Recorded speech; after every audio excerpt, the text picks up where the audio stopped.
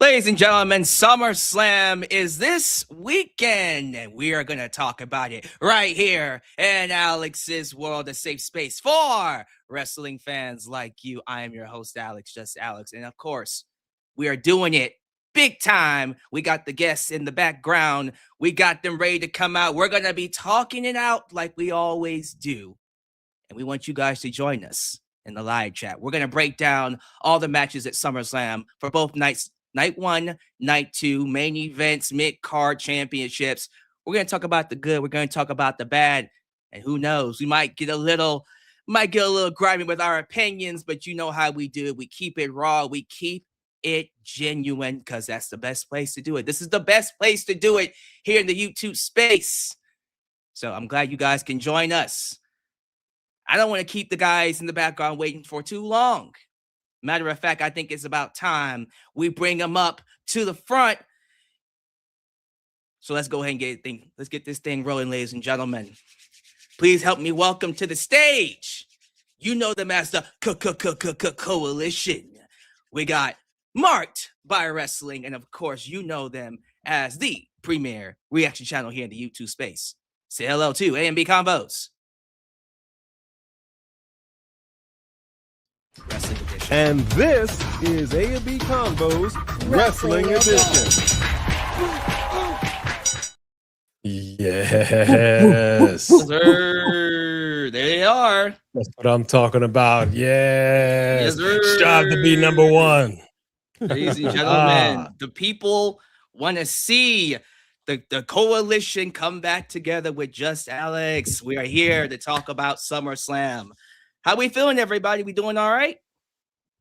Right. Excellent. We're doing excellent, feeling good, man. I've been waiting for this. I've been holding back. She's been holding me back like a caged dog. Okay. I'm ready to get down with the get down and lay it all. Basically, lay the smackers down. I'm ready to get into it. Oh my goodness. This is going to be quite the show. And you know what? We're going to go ahead and hit the ground running hard because SummerSlam is coming to you this weekend. 2 nights.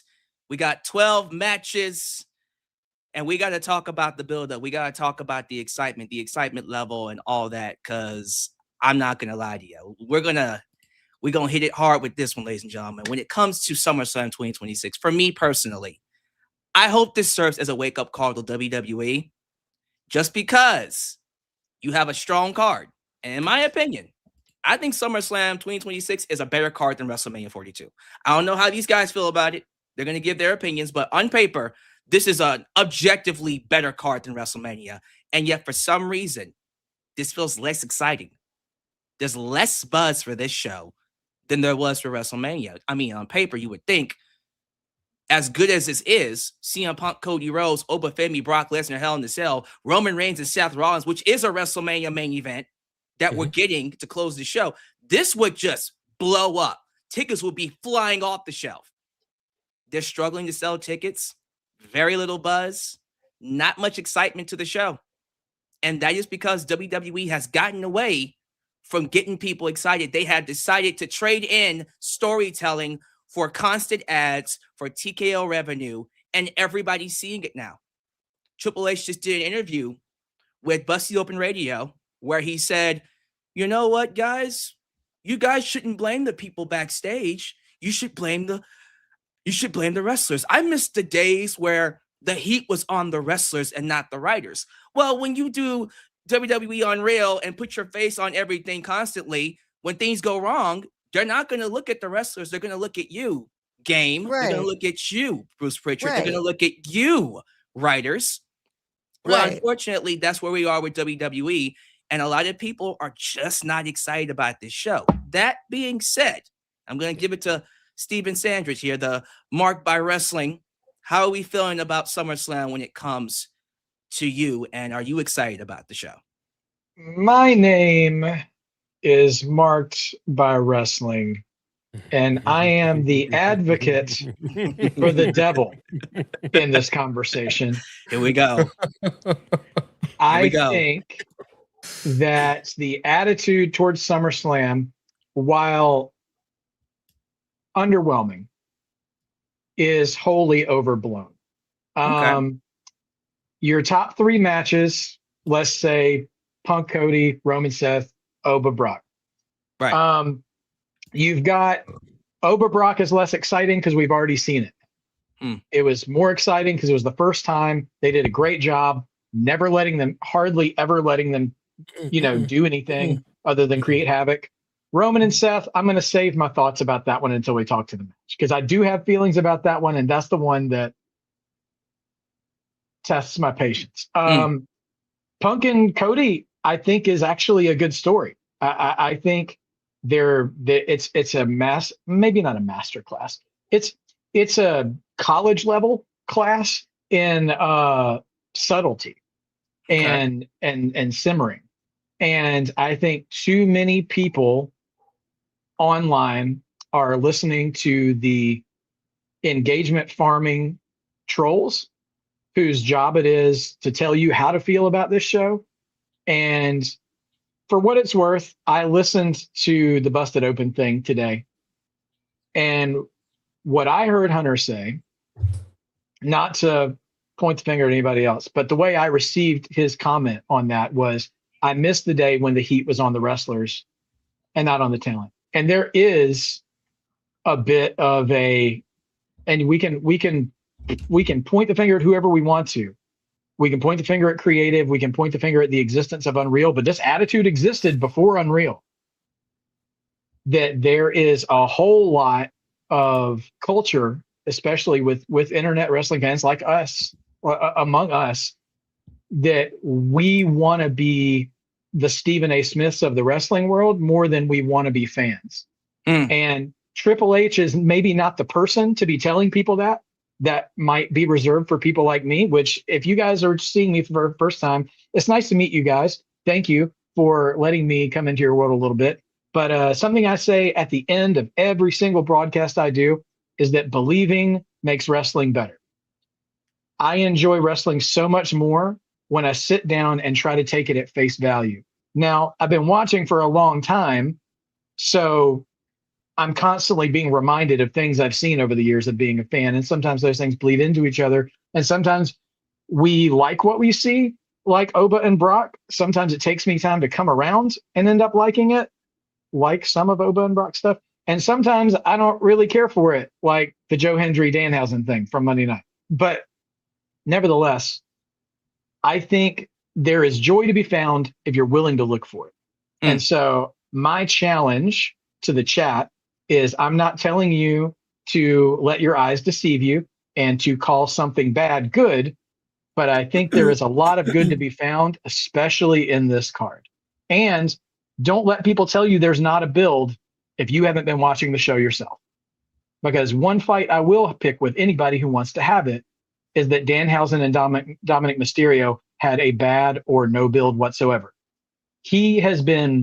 Danhausen has been roadrunnering the Wile E. Coyote of Dominic Mysterio since the first night he showed up on Raw. Yep. And that's all I'll say about that for now, because I promised my coalition family my soapbox would be miniature size tonight. So anyway. Thank you for the donation by Josh Carlos, 1998. Quote, blame the talent. Yeah, explains why Karrion Kross got buried for getting himself over. Yikes. You know what, AMB? How we feeling about SummerSlam, A? Because let me just say this, bro. Like, everything Steven is saying is absolutely true. But I'm pretty sure you're seeing the criticisms. You guys have been reacting to Monday Night Raw. I want to know where your heads are at going into SummerSlam. To be honest with you, for me, I think the biggest problem that I'm having with it right now is WWE Unreal. And I say that to say they've let us in. The curtain of kayfabe has long since dropped. But this carefully curated, we're giving you behind the scenes, a look into kind of a thing with Unreal. It aggravates me all the more because, and I said this, season 1, season 2, and now with season 3, is that they show that calendar, we plan it months in advance. You see countless people in that writer's room, and now this season they have a female writer, which is great. All these people putting pen to paper, and you generally have these shows that are just not hitting the way that I think that they should be hitting. And if I hadn't seen it like this, I probably wouldn't be quite as critical. But now that you are showing us inside how many people are doing this and all the hands and the cooks that are in this kitchen, and you're coming out with this dish, because I love using food analogies, you're coming out with this dish that just is not as appetizing as I think it should be, considering how tenured this company is, considering how much money they're talking about, considering how every single thing, which we're going to do now, because we are going all in on the advertisement train. You saw on Raw the announce table, and you actually had Slim Jim. Just and I was shocked at seeing this. No, I think it was KFC. KFC. Yeah, it was KFC. KFC. Oh yeah, the popcorn chicken, baby. It's all over NXT. You know, I mean, bro. There was so many advertisements in that ring for fast food, for junk food, for everything. Everything. So I'm saying all this to say that it seems to me that more than anything, they're all in on advertisements. But you're still going to commercial every 30 seconds. And you're giving us commercial after commercial after commercial after commercial. You know, so is the build is what it is. The show, like you said, on paper looks fantastic. I'm sure the show will be fine. I think for me, more than anything, and I'll end it with this, is I'm not in years past. It felt there was. I said this about King of the Ring. There was an importance that I feel was placed on it for several years that made it feel special. And we've had now more pay-per-view, or PLEs than we've had in years past. And things don't quite feel as special as they used to. And so it almost feels to me like we'll get to the show. We'll just give them whatever we give them week after week after week. We'll build to it. We'll do whatever we call a build. We'll do what we'll do. Like with Trick Williams, I said this on SmackDown. Could you get him the peanut butter? I said on SmackDown that what needs to happen here, Baron Corbin needs to come out here, lay waste to Trick Williams, because there was already a schmoz fest. People came out there doing their thing, but Baron Corbin wasn't a part of it. That actually happened off air. And I said, you're clearly now, I don't know why, but I said to her when we went off the air, I'm like, well, I don't know, it's too late for Baron Corbin and Trick Williams, and they did it off air. So I think that's unfortunate. I'm glad they showed it on their YouTube channel. At least we got that. But that's something that should have been on air. You brought this man back and laid waste, and that's something that should have been on air, especially if it's going to be a match for that U.S. title at a major PLE. That should have been on air. So I'm just saying it's stuff like that that frustrates me, and it's almost like the show will be good. That's good enough. The show will speak for itself, and we don't have to worry about getting there. We'll just get there, and that rubs me the wrong way a little bit. How are we feeling about it, B, going into the show? I don't have a problem with SummerSlam at all. I'm not quite sure what the problem is, but I mean, there has been better ones, but I don't expect to have A+ shows year after year every time. I guess if I would, then I would be upset, but I feel like I'm more realistic than that. There are special times where everything aligns and then you're like, wow, it just doesn't happen like that all the time. And I understand what Steven is saying, but I gotta disagree. Oh, wow. Here we go. You're stealing my babies now. I'm just gonna say, as far as Triple H's comment, of course he misses when the wrestlers were blamed because he was a wrestler at the time. So he's like, how am I getting this on both ends? Yeah. The thing is, up until 1995, people didn't even really know what kayfabe was. They thought it was real. Of course you're blaming the wrestlers. People were stabbing wrestlers. Then in the 1990s, Monday Night Wars, you started leaking their script. Guess what? The first Unreal wasn't even their choice because now we know that this is all pre-planned and we don't even want to watch it. And so then you had, after that happened, then and during the Monday Night Wars, it felt real because it was real. They're over showing up with a tank, you know what I mean? So then that was a different feeling because it really was like wrestlers making decisions and trying to figure it out and and everything. So I think that this is a different time where we hear wrestlers from behind the scenes say, well, yeah, like when before, not Eric, when he got not released this time, but when Eric Rowan got released last time, he was like, I did not want to do that spider thing. I had a whole plan I brought to them. And when he laid out his plan, I'm like, dang, that would have been really good. And he was like, please don't make me do the spider thing. You're going to ruin me, you know? And then they did it and just let him go. And he was felt so dumb, you know? So Triple H can't pretend like the writing that, like, you, of course we blame you. You're the ones who decided that Liv doesn't have to defend her title since WrestleMania. Come on with it. Yeah. What are you talking about? We've never seen that before. And what are you doing? And then you give her a chance to be in the Queen of the Ring, but she never had to defend her own title? I don't know, man. With some of the stuff that they're doing, he needs to take responsibility for that. You know, it's one thing when people are injured and you have to pivot, but you also could pivot by investing in some other new people and changing stuff around. And I just feel like that comment in and of itself was a little bit of a cop out because he knows that these are different times. We all know that you have Unreal. You guys decided to do Total Divas, so then everybody knew. So that curtain's been drawn back, which made everyone go, oh, that's your fault because y'all are telling them what to do and say. So if we don't like what they're doing and saying, it's because of you. If we said their wrestling was bad, then we do blame the talent. We'll tell you in a minute when someone can't wrestle. We do. Yeah. So anyway, that was but I don't have a problem with SummerSlam. I think it's fine. Like, no, I didn't like the show the other night. I thought it was one of the worst Raws they've had in a really long time, but that didn't ruin SummerSlam for me. Mm-hmm. Just to add on to your rant, Josh Carlos says, why would Triple H care about internet opinions, yet goes on a podcast and radio show that criticize the product? So which one is it? Well, he owns that one now. Yeah, he does. Right. But that's why. Because he didn't like what they were saying. So he bought him to shut him up. No. Right. So he can control for what it's worth. Yeah. He said that, but then he also said, oh, but all the podcasters want you to go listen to their podcasts and be the experts on it. Like, I mean, it's true. We do, you know. Like, well, I pride us in saying that it's just our opinion and that everybody's in right to their opinion. And I don't think because it's our opinion, it's fact or it's gold or it's correct. If we do know that there's some popular ones who are like, what I think goes, and if you think different, you're stupid.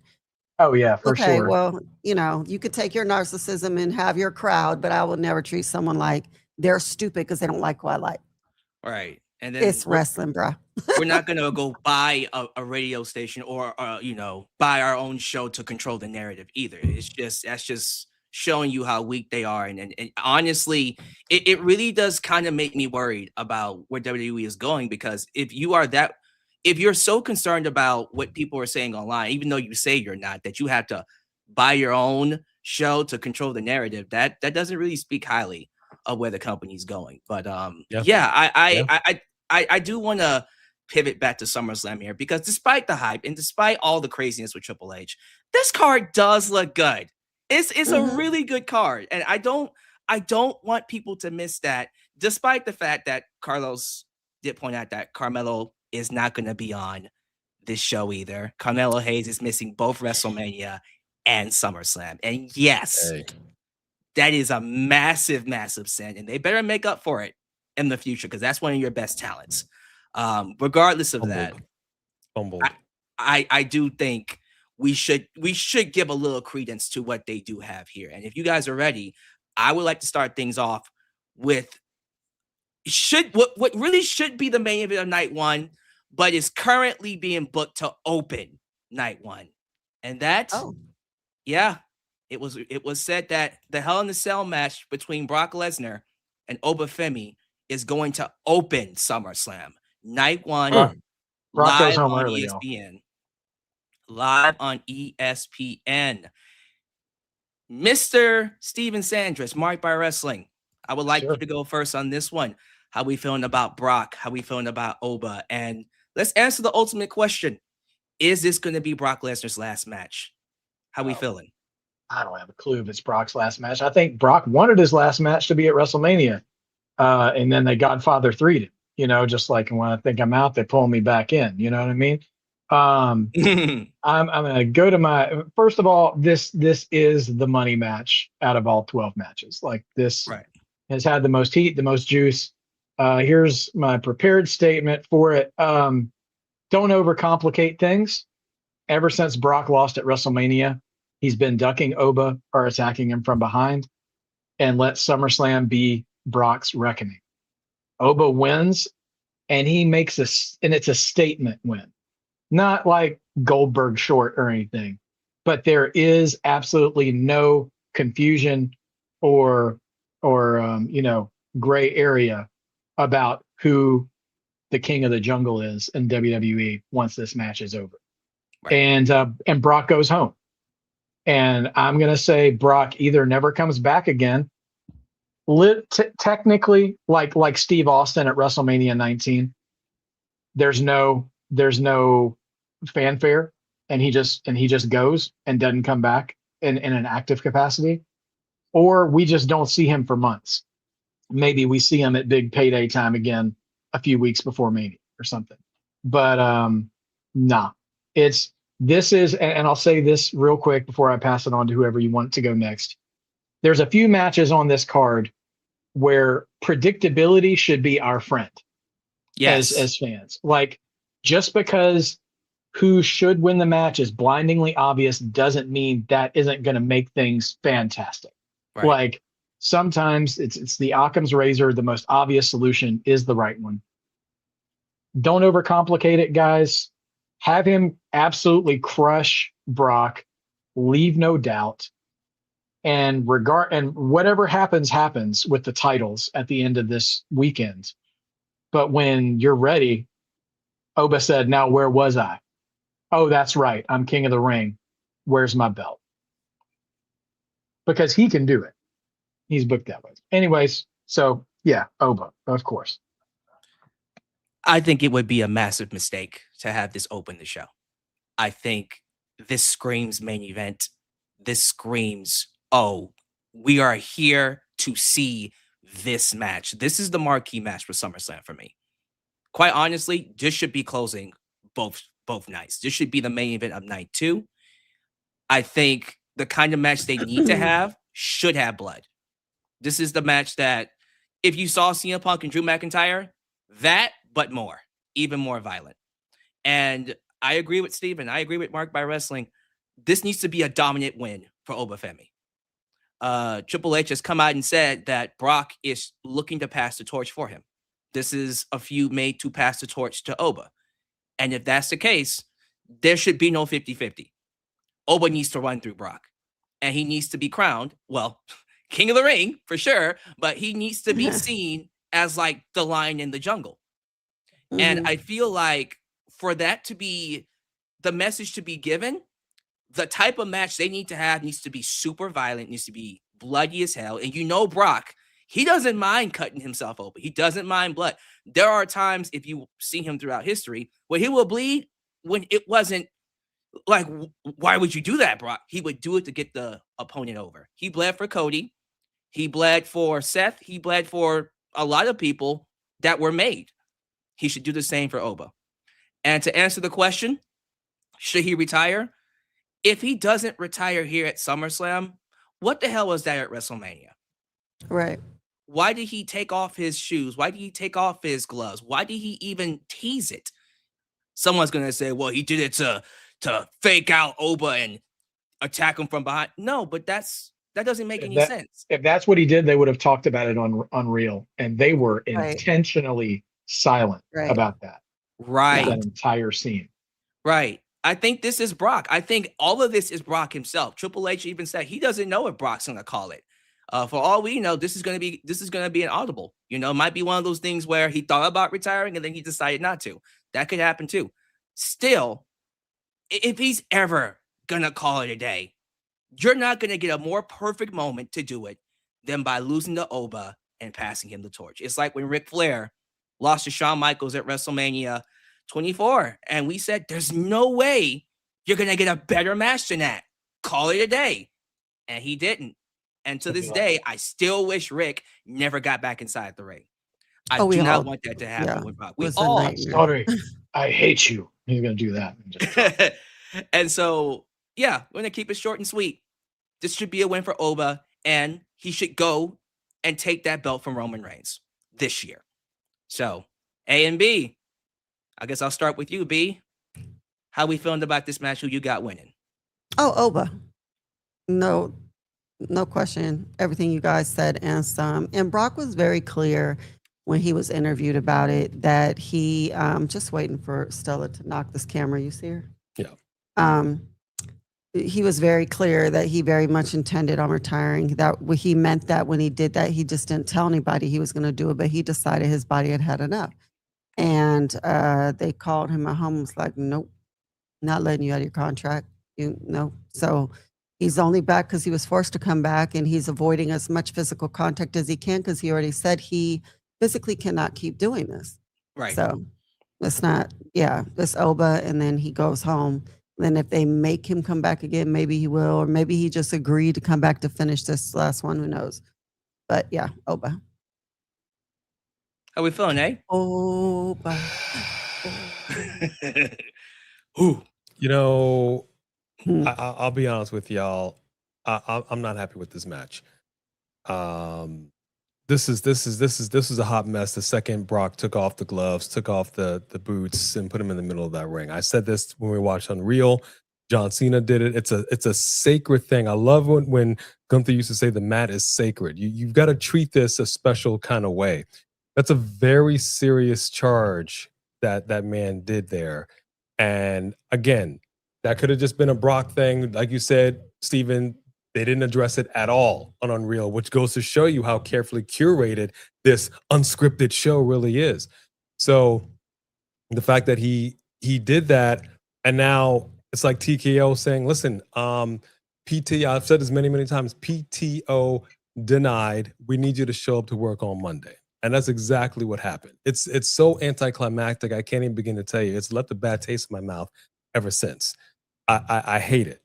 I hate the fact that they're doing this. I hate the fact that he has to, and I get it. He's like, okay, I gotta cheat to win and get over on Oba. I said that's exactly what's going to have to happen. That Oba's going to have to call out his manhood in order for this man to come back, and that's exactly what happened. But I just don't like the way they've gone about it. Quite honestly, I want to see these guys getting into this. I want to see. I love it when you've got those situations where I think it was Taker and Brock when they had them separate like the whole everybody, the locker room, the security, and they SummerSlam were 2015. Yep. Right. Yep. I wanted to see that. I so desperately wanted to see that. I hated the fact that we were denied that in their last this weigh-in. We didn't have that, and what we got instead was we got Oba deciding because he's frustrated to wreck shop in there, and it didn't look as strong as he did. And for some strange reason, and you can go back and watch it, Oba looked he looked a little gassed. He looked a little tired. He looked a little like he took like the Benadryl kicked in. It was weird. And I'm not saying how he picked up the one guy and he kind of slipped and whatever, a little too much pepper in the paprikash. I'm just simply saying when he was done and he was like flipping over the scale and everything, he just looked, it didn't look good. It wasn't a good look for any of them. And for me, I felt like the heat that was there, they turned it down and it simmered down. So going into this match, I agree. This is something that should have been the leg. You always want to start strong and finish strong, and I think this would have been the match to end it. But if you're gonna set the bar, then I guess do it with this match. It should be Oba. It should be Oba. Okay, I want y'all to hear me on this. But I'm not so sure. Oh, No. there it is. I'm not so sure. I don't want to fully disagree with you, homeboys, but I'm just simply saying this. I don't think he's done. I know he's banged up and whatever, but the money's there. I honestly can't tell you what I think right now. I'm gonna have You to. have to. It's You a have prediction to. show. I need it. It's a prediction show. I'm going to No. say there's going to be something that's going to occur that I think this match is not going to end with a clean victory for either man. I think something is going to happen. You cannot abstain. I'm not abstaining. I'm saying Are you I don't saying think no contest what I'm saying. and a Hell in a Cell? We're getting Seth and Bray Wyatt all over again. Oh no. I'm saying there's something. Something feels off to me. I could be totally wrong, but I just feel like they're gonna figure out a way to perhaps have. I guess Oba's probably going to win. I just don't think it's going to be the way. I don't think it's going to be a clean win. I think it's going to be like a pass out. I think something's going to occur that's going to sort of protect Brock. You don't need to protect Brock. That's stupid. And because I don't think he's done. You don't think the feud's over with? You think it's going to continue? I don't. But Oba's I don't. not the only person in the business. He could go on to fight someone else big. How many feuds have continued after a Hell in a Cell match? Right. You know, listen, when you have a show, because we had mentioned Ric Flair, that was supposed to be it, and that wasn't it. Well, it was. It was in WWE. Well, yeah, I know, but Shawn Michaels also, that was supposed to be it. And that wasn't it. Yeah. We had a bald head of Shawn Michaels wrestling next to a bald headed Triple H. That happened. Yeah, but a lot of these guys. That was years long. That was a years long gap, though. It wasn't a continuation of a feud that retired him. I know this. All I'm saying is hunting animals. All I'm saying is it should be Oba, but the way things have gone about, this has not been very clean to me. Right. And so the path to victory is muddled as far as I'm concerned. This is probably the hardest match for me to predict. It's probably going to be Oba, but I don't think it's going to happen the way we think. I don't think Oba's going to lay waste. Because and even their promos, it's just like Roman Reigns and Rollins. I feel like week after week they've been saying the same stuff. You know, no more running, no more games. It's Oba. It's very messy to me. Very messy. You don't trust WWE is gonna actually just bring it to a closing. You think they're just gonna muddy the waters some more, and then next thing you know, it just continues. Yeah, I think TKO is just like, hey, we're gonna milk this cash cow for as long as we can milk it. I mean, he has a point. You don't. It was really supposed to be over at WrestleMania for me, and it's still going now. So there is that uncertainty where it's like, are we sure this is gonna be it? I get what he's saying. Yeah. Yeah. They're also out. Okay, I'm not. You know what? We're in a predictions competition, so I'm not going to try to sway anybody to my opinion. I'll take. I'm gonna take this belt. It's an easy one for me. Right. Yeah. Take this dub. No, but are you still saying Oba though, AJ? Yeah. I come on, baby. I'm gonna say. I'll say. Write it down. If you want to go Brock, go Brock. It's okay. It has. If this man still has a bona fide title shot, he cannot lose. He's already behind the 8 ball because he didn't. We didn't do it when we needed to do it. So yes, Oba will win, but it's gonna be funky. That's all I can say. Okay. This is gonna be some sushi that you get and you smell and you go, gas station sushi. All right. That's just how I like my Hell in a Cell. Hey, gas station food in the South is a thing, and you know it. Yeah, but I ain't in the South right now. I'm talking about this kind of gas station sushi. You can give me some gas station chicken biscuits and breakfast. Shoot, I eat that all day. Gain all this weight back that I lost. Man, I tell you what, Triple H got us paranoid, man. Josh is right. Triple H himself said, "Shut that up and be a fan." Okay, pal. Okay. Don't fans boo? Yeah. Don't fans boo in the audience? Isn't that what they do? They boo and cheer. That's what fans do. If fans don't have an opinion, they're not really fans. What? Now, I think this is a fan of yours, Steven. Malik Dillard, 9523, with a $10 donation.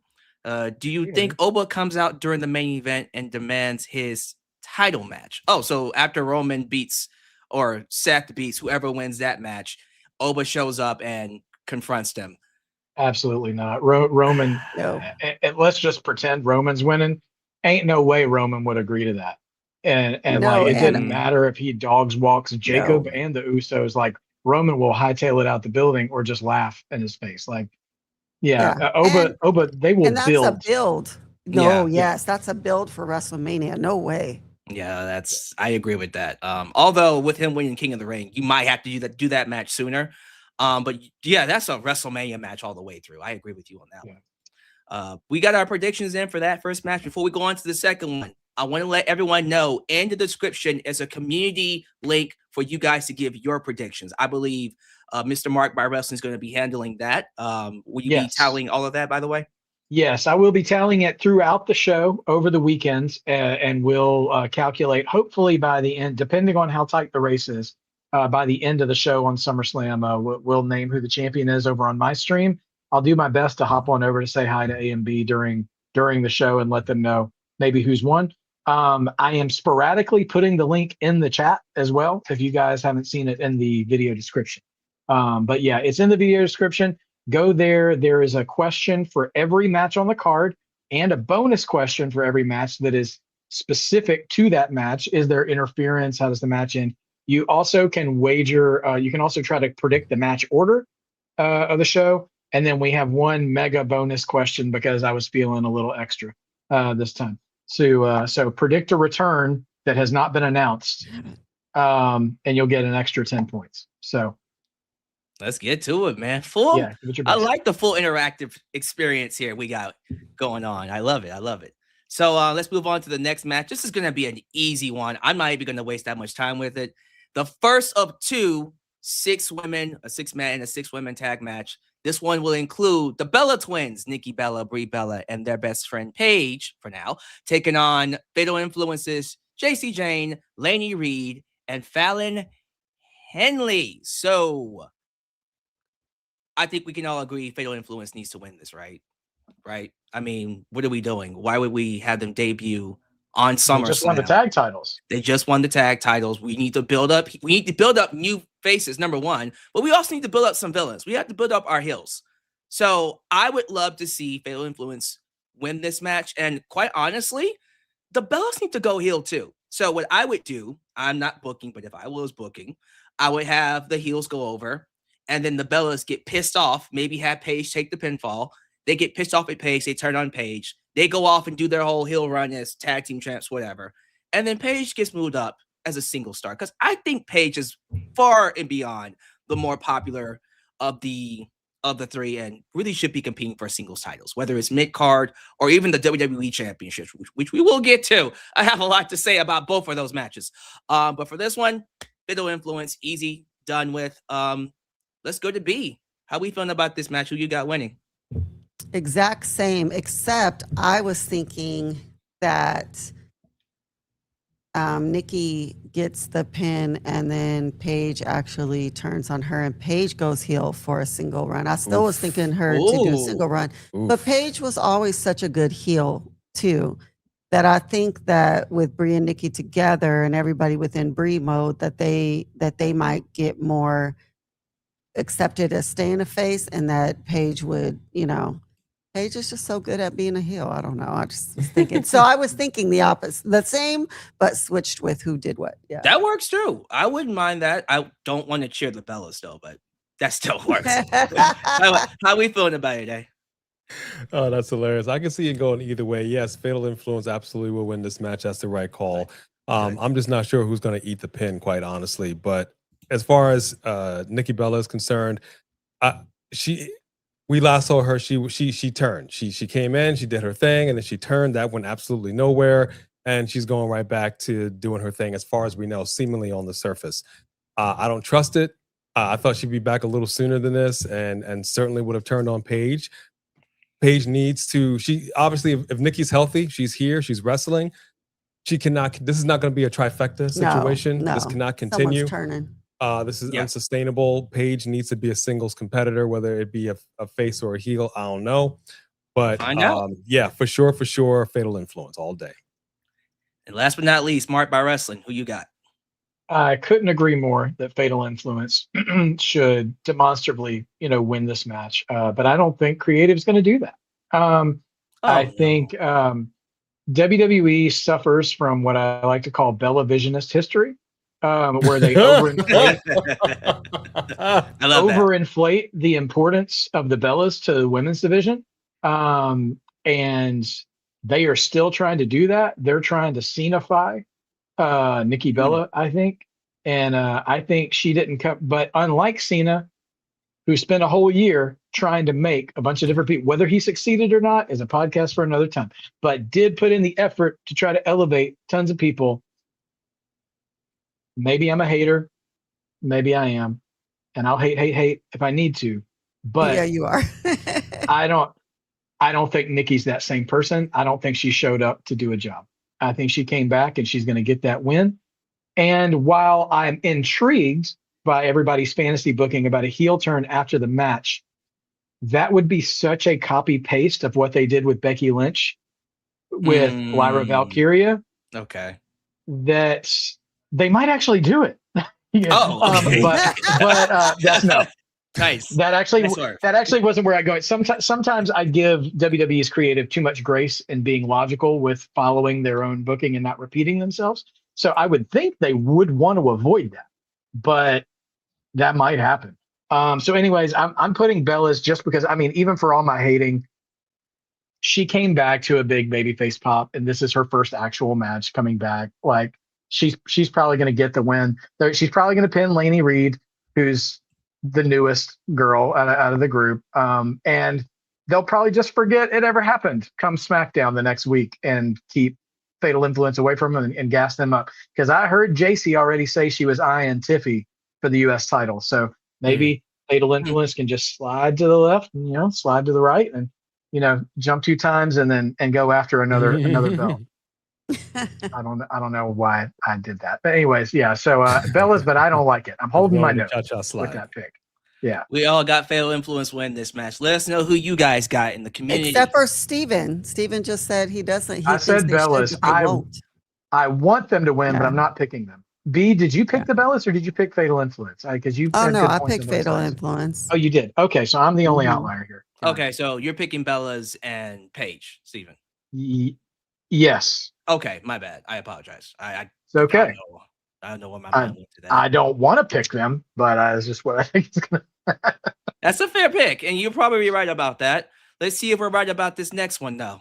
The next 6-man tag here will include the Bloodlines, Jimmy and Jay, with Jacob Fatu taking on Royce Keys, the newly babyface Solo Sikoa, and with everybody saying L.A. Night. Yeah. This match has can I go first on this? Do you guys mind? Please. If I just take the floor with this one? Because look, gross. I like that. I can't be the only one that feels that this entire thing is a whole mess. And I want to give credit where credit is due. I think when it comes to Solo being a babyface, at first I was like, what are y'all doing?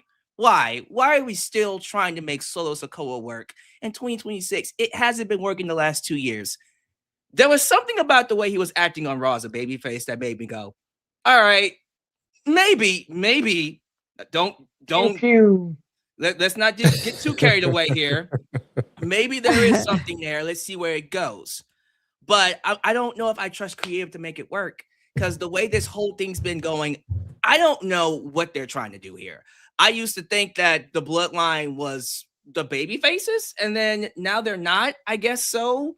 It depends on who they're fighting. It feels like they're the heels now, even though Jay is clearly acting like the baby face. He hasn't really changed much up to make us think that we're supposed to be rooting against him. And this whole thing is just messy. I'm not too sure who I'm supposed to be rooting for. Maybe it's one of those things where it's like, you make up your own mind. No, you're the ones telling the story. You let us know how we're supposed to feel. If this is supposed to feel like some type of Game of Thrones type of thing, that should be across the board. Not everything. I get not everything needs a babyface and heel, but at the same time, don't make it so unnoticeable to where it's like, I don't even know who's to cheer. So for me, I don't really know what to do with this other than to go, Bloodline's going to win, I suppose. LA Knight is stuck in the Bloodline vortex. Royce Keys is now stuck in it too. I need LA Knight to win that Money in the Bank briefcase in October and finally get away from this. He needs to get out of this vortex. And I don't see it really happening here at SummerSlam, but them the breaks, right? So I got the Bloodline winning. Mark by Wrestling, who you got winning this match? All right, let me okay, so Bloodline. Sorry, I'm keeping track of everybody's predictions. Let me go to my prepared statement for this match. Of course. As long as the match is actually competitive for the baby faces and Solo doesn't turn heel and just rejoin the Bloodline, Yeah. I won't be mad at this match. The Usos can get dropped, but it's going to be hard to convince me that they'll be able to neutralize Jacob long enough to pull off the win. Although they could really take a gamble here. I wouldn't call it a gamble, but they could choose to make a big statement by having Royce Keys get the best of Jacob in this match. Right. But I don't think they'll do it. I think, listen, I'm just going to say it. WWE has an unhealthy fixation on how popular the Bloodline actually is, I think. And it's very NWO coded, like 1998, 1999 NWO coded. Yeah. Like the winds of change were already blowing, but it hadn't gotten through the crowd yet. You know, the crowd's still yeeting, they're still doing all their stuff, but the bread's getting stale. And I'm not saying all these guys need to go off TV. I'm just saying they need to try something different. Please. Do something legitimate. I was begging before Jacob joined the Bloodline. I was begging him to beat Roman and snap the Ulafala into. Oh my God. And be like, nobody rules me. Like, no, anything like that. And like, it doesn't, like, I'm not married to that idea, but that's something wildly different, right? And it's one thing when you were like listen, I'm not delusional. You were the it faction in wrestling for multiple years. And you're still the most popular. But sometimes as an artist, which is what these wrestlers are, they're athletes and artists at the same time, you've got to challenge yourself to grow and not keep playing the hits. So I applaud Solo for trying something different. Yeah. Because it's starting to work. I wasn't on board with it right away. It was a little Urkel-ish to me at first, but now I'm kind of warming up to it. Jacob, it kind of depends on the week. Jimmy, I kind of wish they would give him more to do because I think he's trying. And Jay, I'm not going to judge Jay because Jay is clearly going through some stuff right now. And I know this isn't that kind of podcast, but I know that always plays into how you show up to work. So I'm not going to say nothing bad about Jay. God bless him. And Roman, you are the man. You're number one. And we'll talk about this later. But if you're number one, you should set the course.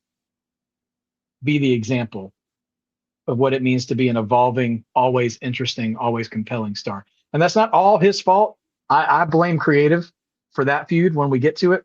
But anyways, I just don't think creative is going to hop off the Bloodline. I think they're going to have to be forced to do something different with the Bloodline when the fans like unequivocally demand it.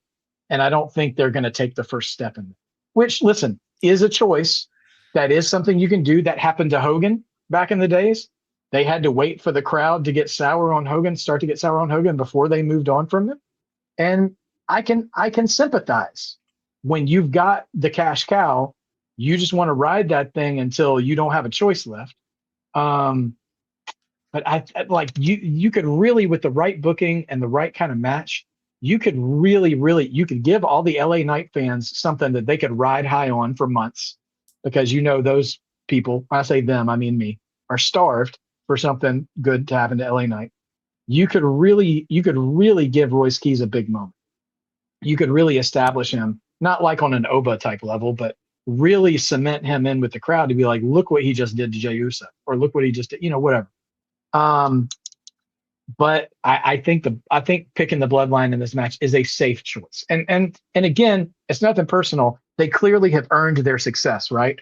They have been the most overact for a long time, but I have seen this movie before. And I hope they can adapt and stay interesting and not just keep doing the same thing for months on end. You know what I mean? I guess it's not that I want different people. I just want the same people to do something different. Just do something different with it. That's it. Yeah, just something new, just something different. Jericho, who I ain't talking about 2026 Jericho, but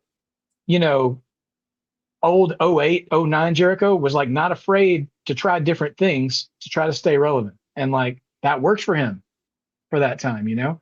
We got suit Jericho, which is my favorite one. But anyway, I'm not saying Bloodline should start wearing suits. I'm getting further away from it. I'm sorry, I'm rambling. I wrote a whole statement and I got away from it. But anyways, That's what we here for. I think the Bloodline's going to win. Yeah, and we'll see what happens. And I hope to death that I'm wrong, because when the Bloodline is good, the whole company is good. but when it's And bad, I'll say that. When it's bad, you count every commercial break.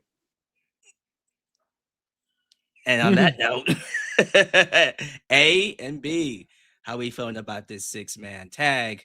Who you got winning, and your thoughts, of course. Oh, there it is. Yeah, just so you know, she was covering Roman's ears during this whole rant.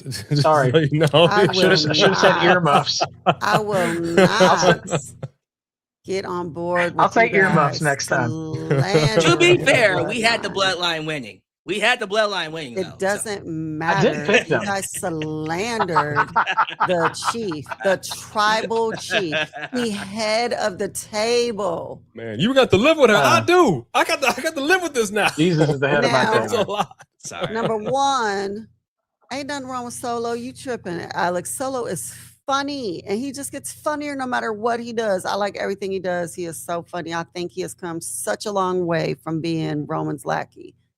And I mean, I don't think the same of LA Knight that you guys do anyway. But as far as Roman goes, I don't know why you would change perfection. That doesn't make sense to me. And when The Rock tried to change and go into Mr. Hollywood, it was the worst thing he ever did. He should have stayed The Rock. And Roman is just Roman, bruh. You walk in and just that you don't do nothing to that. And he ain't even got that much time left. You don't need to do nothing. Okay. The Bloodline will figure it out, the rest of them, when he's gone to Hollywood. But for now, he could just keep being him. And the whole room is going to stand and put their ones up and shout his name when he's not around, because he has it. And what he should be saying to Seth in this feud is, you know, Seth, I know you want to be the man. And I know that your wife is the man, but like, I can only lead you to water, player. Like, there's only one tribal chief. There's only one head of the table. As long as I'm on a show, you always going to be second, bruh, because you're second, because you ain't me. I mean, that's all he had to say. That would have been new and different and true. Okay, I'm done. Wow. You know, So you're picking the sitting right Bloodline, here. right? No, just So she's picking LA Knight. I'm just kidding. He's going with LA Knight. Yeah. No, that Was I LA unclear? Knight's winning. No, just kidding. That'd be great. Man. Okay. Well, I don't know how do I follow that up? Carefully. Call the man perfection, as if I'm not just inches away from her. But that's cool. That's cool. didn't So mean in I'm real gonna life. fully disagree with you, homeboy. Okay. Yeah, here's the reality. The Usos will not be a factor of much of anything in this matchup. Jacob could do this all by himself, the way they built Yep. this man. Yep. Which is crazy to me. But I'm done with LA Knight talking about the blood. Like, I'm so done with him and the bloodline that I need him to we need this win. Okay, we need this win. Royce Keys needs this win. Solo Dolo needs this win. This is if anybody needs a win, and I don't want to hear Roman say it ever again, they need this win. So I'm actually going to go LA Knight, Royce Keys, and Solo Sikoa for the win. Wow. Okay. All right. Huge win for them. Huge win if they do they that. absolutely need it. Mm-hmm. I would like to see what would happen if the Bloodline did lose. I would like to think that would lead to something different. Like, Roman would definitely be pissed off at them. So that He might. Bloodline But is keep more in mind, interesting when there's consequences and repercussions. exactly. Solo's been kind of like, not Solo. Roman's been kind of like with the Usos, keeping them out. He's kind of been Paul Heymaning them a little bit, where he was just kind of dealing with Jacob and handling business, and it's like, oh, they don't need to know. So Roman I been think sending one of them to the Usos- office, and he's been working remote. You know what I mean? I would even go so far as to say one of the Usos would probably eat the pin. And the bloodline will still be whatever it is as far as Jacob's, because Jacob will look strong no matter what. But yeah. I like it. Community, give us your opinions in the live chat. And of course, we're going to move things along here to a match that I am genuinely looking forward to. And I think is actually going to be a good one. Gunther. Alex, who did you pick for that match? I'm sorry. No, you're fine. I picked the Bloodline. Okay, cool. We're good. So the match that one of the matches I'm looking forward to is Gunther, the Ring General. Gunther taking on the debut of Nick Aldis. So despite how wacky and, let's just be honest, not good SmackDown has been, one of the bright spots has been this feud. I think people forget, well, some of you don't even know because you haven't been following Nick Aldis, but those who have, we forget how good of a wrestler Nick Aldis is. Not just in the ring, but also on the mic. This guy can talk you into the arena. And that contract signing he had with Gunther reminded me of how good this guy really, really is. And not a lot of people are talking about this match. I'm gonna go out on a limb and say this would probably be one of the best matches of the entire weekend. Watch. It's two men who work old school, so they know how to do the small things that take a match from being good to being excellent. So the only bad thing I got to say is I don't think Nick is going to win, which is, he shouldn't. Duh. I mean, Gunther retired AJ, retired Goldberg, retired John Cena. Shouldn't be losing to anybody right now, unless his name is Cody Rhodes, apparently. We're not going to get into that, but he was screwed, okay? Multiple times. Okay, sure. We'll go with that. But no, I just feel like when it comes to Nick Aldis, it's just, I love the guy. You should not beat Gunther. I gotta watch my words. I shouldn't say you're not going to. Who knows what the hell WWE is gonna do? And that would be, in my opinion, that would be stupid. Even if he pins him by like a roll-up pin, he got a lucky victory over him. No, not Gunther. No, not this time. He needs to annihilate. Okay. No, he needs to annihilate Nick Aldis when it comes time for it, and he needs to win. And yeah, I do think eventually they gotta pull the trigger and give Gunther the WWE Championship. You have to. You have to. Look at what you gave him. What was the point of having him retire 3 of the Goldberg, John Cena, AJ Styles? Holy shit.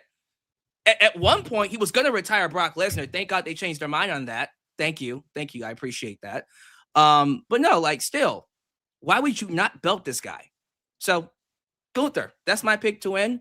I'm going to A and B on this one. A, how we feeling about this match, man? Who y'all got winning? I like it. This has actually been one of the highlights, like you had said, of what's going on with SmackDown. Absolutely love it. The promo skills, what I saw, it like you said, Booker T, I don't agree with everything Booker T says, but one of the things he says not everybody fully understands is you're paraphrase, you're not great at anything, you're good at everything, or something like that. Like basically saying, you know what I mean? Like it's jack of all trades, master of none. Yeah. It's the little things. If you watch that back, you look at the way Nick Aldis is staring this man down. I mean, it was like he had heat vision, like he was Superman. He was piercing his soul. Yeah. And I loved it. He was commanding without saying a word. He's in his face. And I'll tell you another thing that I absolutely love. I'm a person that loves the stiff hits. When they were getting into it, they weren't pulling punches. They weren't doing the hitting my own hand kind of a deal. It was the solid thuds. You didn't need a microphone to hear those thuds. I'm here for it. I'm excited for this match. And then what's the end all be all? What's the goal here? What are we talking about? And I'm going to ask this question real quick, and then I'm going to give it. He's relinquishing his SmackDown general managerial skills. But this, I want to make sure I'm understanding this. Is this a temporary or is this a permanent? I think he's a permanent wrestler now. And then he's a wrestler now. The language in that segment certainly suggested there was no going back. Yeah, he's done. He's a wrestler now. Permanently. Okay. Yeah. So we are moving on with a new SmackDown GM, correct? Absolutely. We should. All right. With that said, I got Nick Aldis for the win. Awesome. Who you got for the win, B? I agree. I have Nick Aldis for the win. I think that either way, you probably will have one of the matches of the weekend because, like you said, his career has led him to WWE, and even though he had a suit on, you could tell as he's busting out of that suit that he wanted to. He came here to be in the ring. He didn't come here to be a manager, and I'm hoping that he's going to take this opportunity to show us who he is in the ring. And like you said, the little interaction they had was very exciting. And I think that if it looks like Gunther's about to lose to him, that out of pride, Gunther will do something to get disqualified from the match, giving Nick Aldis the win anyway, but still making Gunther look crazy by doing whatever. Right. To try to make it like, trying to save face so he still looks strong at the end. So we got what is that? Gunther, and hey, you got Gunther as well? They both Nick picked Aldis. Aldis. You went Nick Aldis. Okay. Then sorry. Two about that. Aldises and one Gunther so far. Awesome. And so finally, last but not least, Mark by Wrestling. Who we got? All right.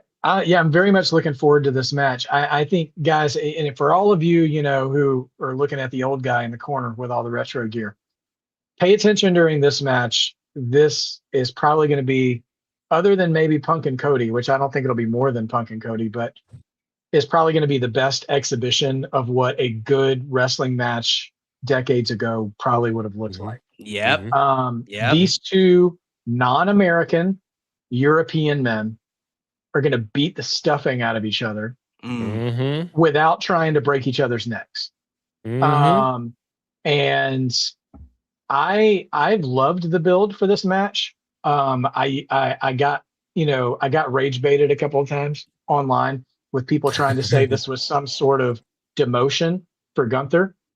And one thing I would like to communicate to the chat and wrestling fans is read between the lines of who WWE picks for their unconventional showcase matches. When Johnny Knoxville came in, who'd they put him with? Sami Zayn. Yeah. When Bad Bunny decided to wrestle, who'd they put him with? Damian Priest. And Miz early on when it was tag match. The people they trust the most get to care for the part-timers or the people who maybe need a few more reps before they're comfortable in. So this is honestly a big sign of trust and responsibility and investment in Gunther from where I'm sitting. So all that to say, I've loved the build for it. I'm intrigued about the idea that Aldis is no longer a GM, which kind of bums me out because I really liked him as a GM. Like, he was fair, but also kind of aggressive in his own right, which is what got him into this mess in the first place. At the end of the day, I was expecting until we got this extra match that Sammy was going to interfere in this match because he was also screwed out of a title match because of Nick Aldis. And I'm so proud of SmackDown's writing team for reminding us that Sammy had a reason to be mad about it too. And that's more talk for Sammy later. But I think Gunther's going to win. But I think he's going to be a bit of a hypocrite. He's been screwed over and over again because of all this when he's chasing Cody. And I think he's going to resort to doing something underhanded to steal the match from Aldis. And I think he's going to get away from it. And he's going to be a hypocrite as a result. And I don't think this is the only match we get between the two of them. Oh, cool. I don't either. Into a full field. Yeah. I think they run this back. I don't think it will be the only one. Yeah. And not for nothing, if Nick Aldis is no longer GM and they're not going to try to make Adam Pearce make every town twice a week, put William Regal back on screen. Yes, William Regal would be a perfect GM for SmackDown. I mean, it's July, so he's going to have to come out and yell War Games in a few months anyways. So go ahead and put him on SmackDown now. War Games. Oh, man. Get ready going. I love it. I love that. Give us your thoughts and opinions on that match and the community now. I've been waiting all night, all week to talk about this next match. You guys might want to go ahead and take a step back because I'm about to nuke everything when it comes to the Women's World Championship. Oh yeah, the ladies, especially Liv Morgan, your world champ, who has held the belt for over 100 days and has defended it for the equivalent amount of 0 times up against Io Sky. And look, first off, let me just say, I don't blame Liv for this. Liv didn't make the decision not to defend the belt. She has no choice. She's the actress being led by the director here. That being said, how do you hold the belt for over 100 days and not defend it? She has defended the belt less times than Roman Reigns has. Think about what I just said. Roman has defended the belt, I think, once or twice against Jacob Fatu, right? She is at the point now where she is not even defending the belt as much as Roman. And how many times have we complained about Roman being a part-time champ? Yikes. That's terrible. And we have to understand how bad that is. This is a woman who's on television every week. It's not part-time. She's on television every week. She is the focal point. She is the face of that division.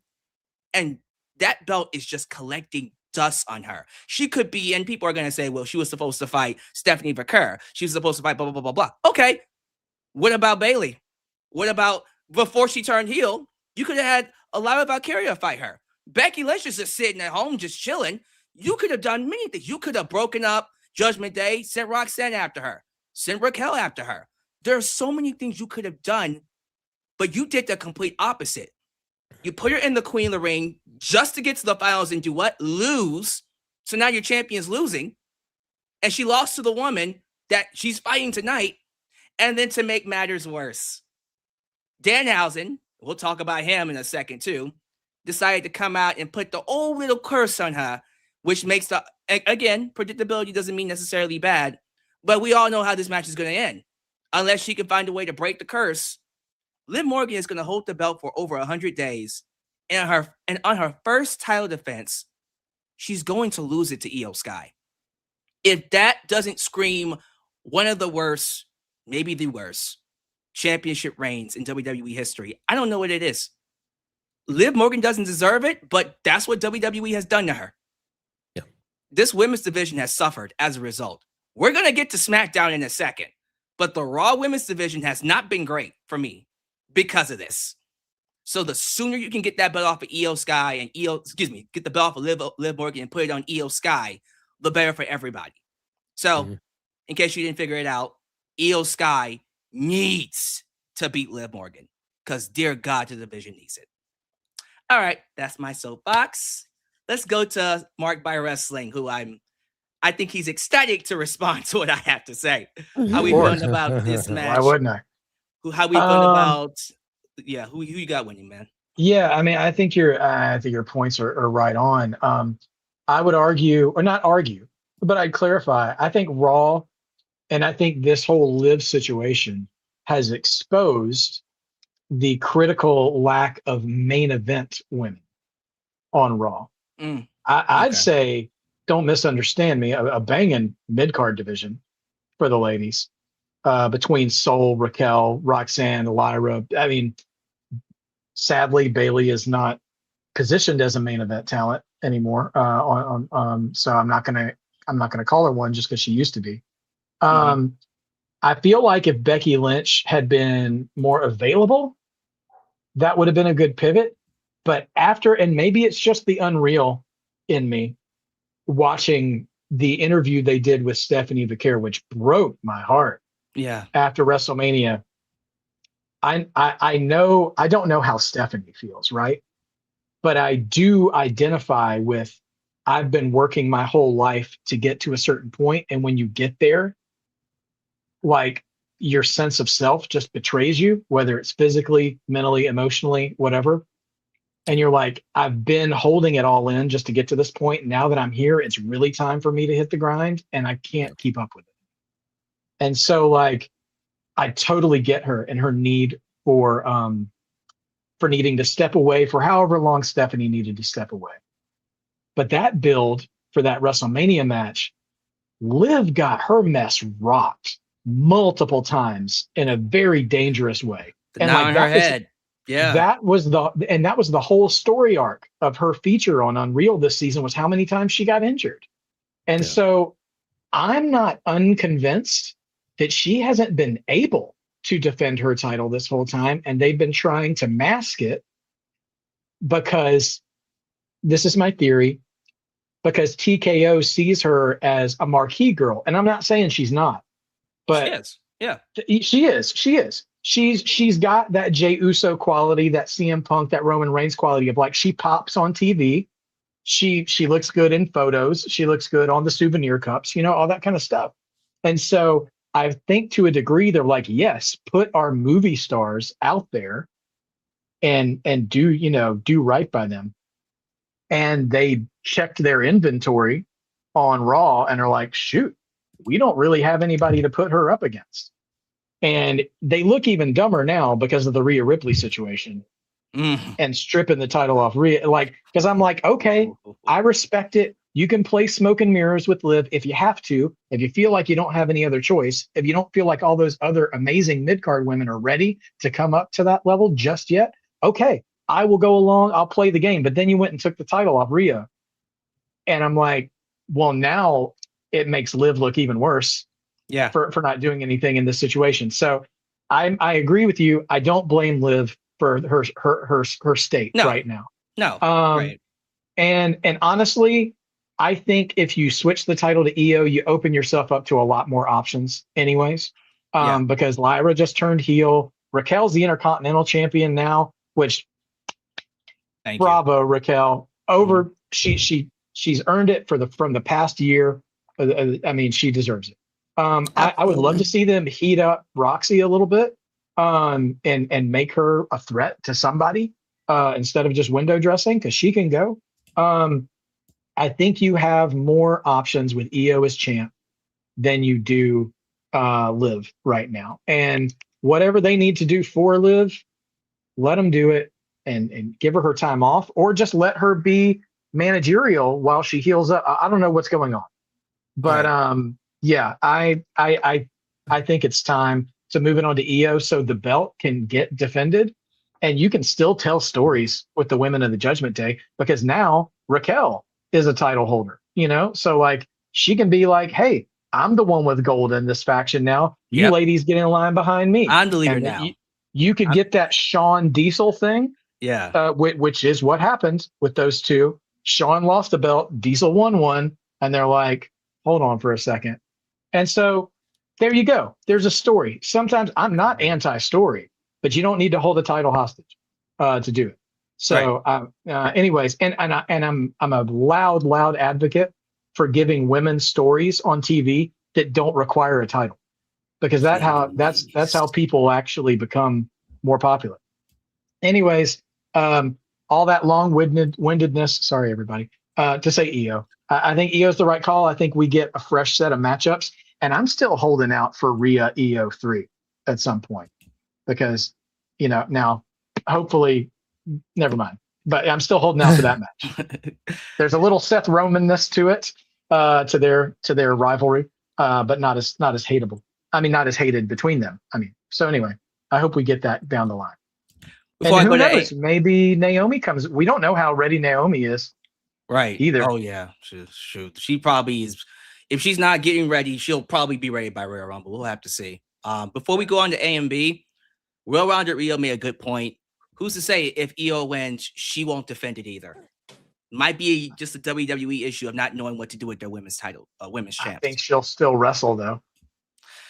I disagree with that comment for the very reason that EO's wrestling every week anyway. So there's more of a chance of her defending the belt than Liv. Yeah. So we'll have to see.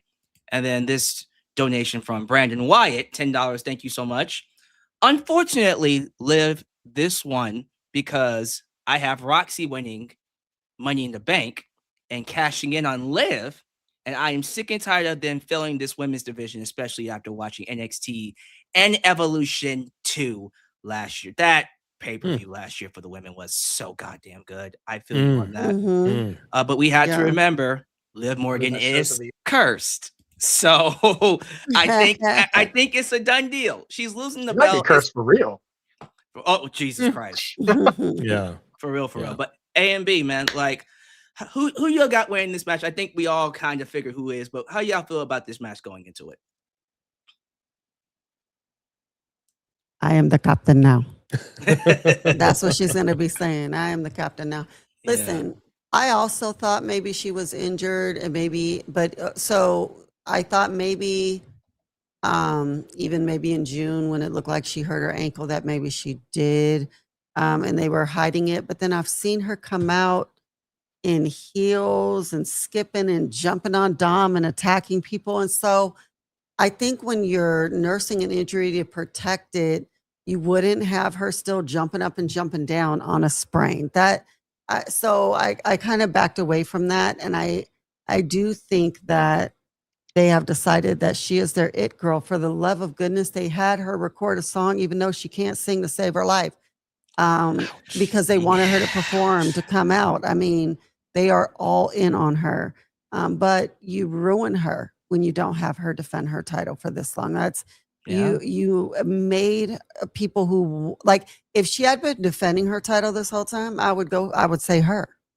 Yeah. But the fact that she hasn't, I just can't in good conscience say that I want her to keep holding on to it when she already had that unfair chance as the champion to face the champion. It is so stupid. So now you're forcing our hand when it comes to this. So I also have EO, but I have Liv Morgan's loss at the hands of Stephanie Vaquer. Oh, so Stephanie comes back and costs Her return. Wow. is to Wow. cost her. That's actually a nice wrinkle, and that brings it full circle. I like it. Well, how you feeling about it, eh? You know, I am I'm in agreement with her in regards to Stephanie Vaquer.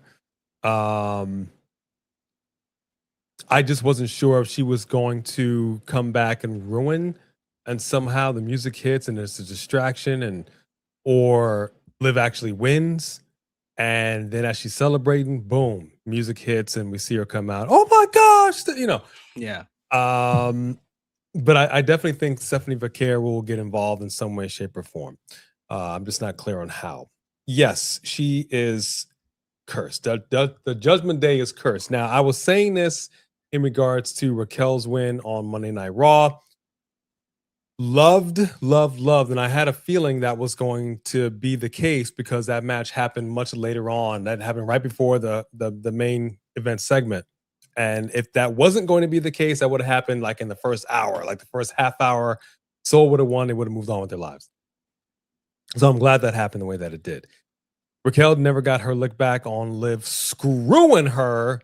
And that is just a fact. And I've been saying this ever since, that deep down inside, you got to stick it back to Liv. And the fact that she is now a champion and you're now looking at a situation where Liv Morgan won't be, the Judgment Day, it's not going to function quite the same way. And we need a little bit of that friction. So yes, Io Sky for the win. There you go. Boom. Give us your thoughts in the community. Thank you for this donation from Amrid. He says this Solo in the Bloodline would be gold. Hey, we're gonna give him a shot. If He would be the new Sammy. Seriously, if he can get it over, it would be nice for real. I'm not. All I mean is comedy. Oh, that's all I mean. Oh, okay. We're gonna see what happens with that. So the main event, what's scheduled to be the main event of night one. Again, I think it's a mistake, but this is what WWE wants to do. And quite honestly, I don't blame them because it's Cody Rhodes versus CM Punk for the WWE Championship.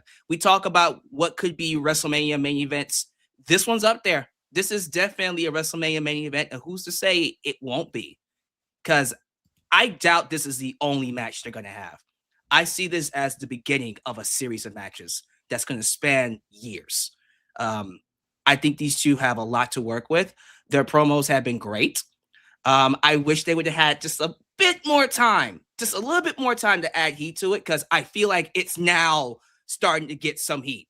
That backstage off-screen segment where I think it was Saturday Night's Main Event when CM Punk accidentally hit Cody and then they did the argument. Then they deleted it.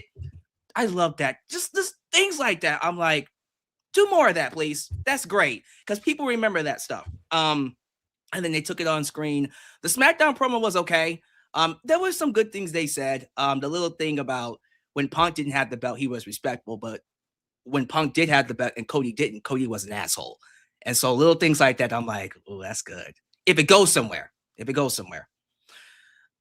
Who wins this match? So I went back and forth, but I think for me, and I'm probably gonna get this wrong. And we all know how long I've been wanting and begging for Cody Rhodes to go heel. I've been wanting it to happen for years now. There's something about the way they're booking him now that feels different than any other time they've been booking him. I think what they're gonna do, Punk is gonna win this match. I think Punk is gonna come out the victor. There's a side of me that feels like if they're ever gonna do a Cody Rhodes heel turn, I think now's the time to get it going. And I feel like with CM Punk on top, you have that strong, overall beloved babyface that doesn't matter what he does, they're gonna love him. If they turn him heel, they're not gonna boo him. It's like with Randy Orton, right? You turn Orton heel, they're just gonna love him even more. You turn Punk heel, they're gonna love him anymore. But with Cody, you can actually get heat from him. You know the fans are going to want to see him lose. So I'm actually gonna trust my instincts on this one and say, yeah, I think Punk wins. Something happens in the match that pisses Cody off, and we get a darker side of him. Maybe not immediately, progressively over time. And then hopefully, perhaps by next WrestleMania, we'll do this match again. And we'll finally have Homelander heel Cody Rhodes. Who knows? But however they go with it, somebody has to go heel in this feud. If this is going to go an extra year or so, it can't just be them being baby faces. You can't, no. One of them has to go heel. My gut instinct says it's going to be Cody. And for that to happen, Punk has to win this match. So all chips are in. CM Punk is retaining the belt. Mark by Wrestling, do you disagree or agree? Who you got winning this match? Yeah, there's a real Mega Powers vibe going on here with Punk and Cody, and I like it.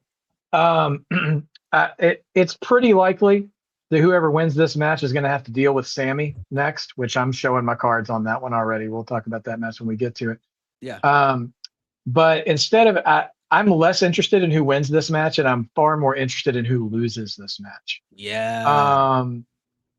And a big shout out. I enjoyed the promo on Friday where Punk started off by saying, I hate that I'm scared, not scared, but that I don't want to turn my back on you, because him bringing up the callback from years earlier of saying, I'm the guy who's going to stab you in the front instead of stab you in the back, like already pointing out the kind of lack of trust between them and like the shakiness and all that stuff. I'm really interested in how Cody, kayfabe wise, whatever, will handle not getting the title back. Especially with this like really subtle, like hit you in the face with the belt and not notice and stuff. Like those two are smart enough and seasoned enough that they could book a spot in that match where Cody gets, hit by the ref or something happens that is unintentional that Cody perceives as intentional cheating and loses that match. And then he's got another axe to grind. I agree. I'm going to have Punk winning this match, but I don't think Cody turns this weekend. I think we're going to see a slow unraveling. And I think he's going to complain more. And if they're smart about it, he doesn't need well, of course I can't think of one now. He doesn't need a Seth Rollins style heel turn on the Shield where it just comes out of nowhere. No. He needs a slow burn. Crowd is starting to boo him before he even turns in the first place. Kind of boo. Yeah. We see it coming. That we see it coming and he eventually snaps. And I don't care how long that takes, like however long it takes. And he will make kids cry. He absolutely will, if they give him a chance to. But anyways, it just depends on if he's saved up enough money to give up those sweet merch checks yet. We'll see what happens. Nevertheless, yeah, I'm looking forward to seeing what happens after. And I think these two can put together a good match. Punk is, in my view anyways, has been quietly having some real classics lately. Like, dude, for he's real. just tapped it. It's like he just stayed up all night watching Terry Funk tapes or something. It's like, you know what? I'm going to do that. And I'm going to give these guys 1980s matches, and they're never going to have seen it. And, yeah, he's like the old vintage pro wrestler now, which is a lot of fun. So I'm interested to see what he and Cody can do. So A and B, I got a question. We got Amir saying, I think WWE forgot Cody is a better heel than face. How are we feeling about this match? And do you think this is the start of a potential Cody Rhodes heel turn or not? What do you think? I went first last time. You go.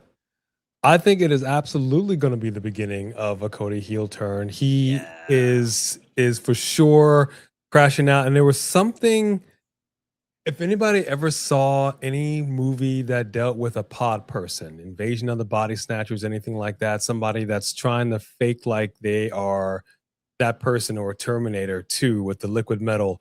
With the dude Men in Black. There was something, exactly. There was something off about Cody Rhodes on SmackDown where he was in the ring and I'm looking at him. I'm looking at his face and I'm like,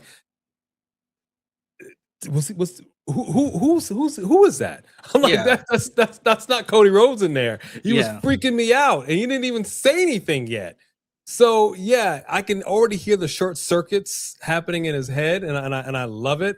I love like you said, it's the little things, and he's doing it subtly and even more demonstratively. I'm absolutely here for it. I think it would be a mistake to fully go rogue in this match or at the end of this match.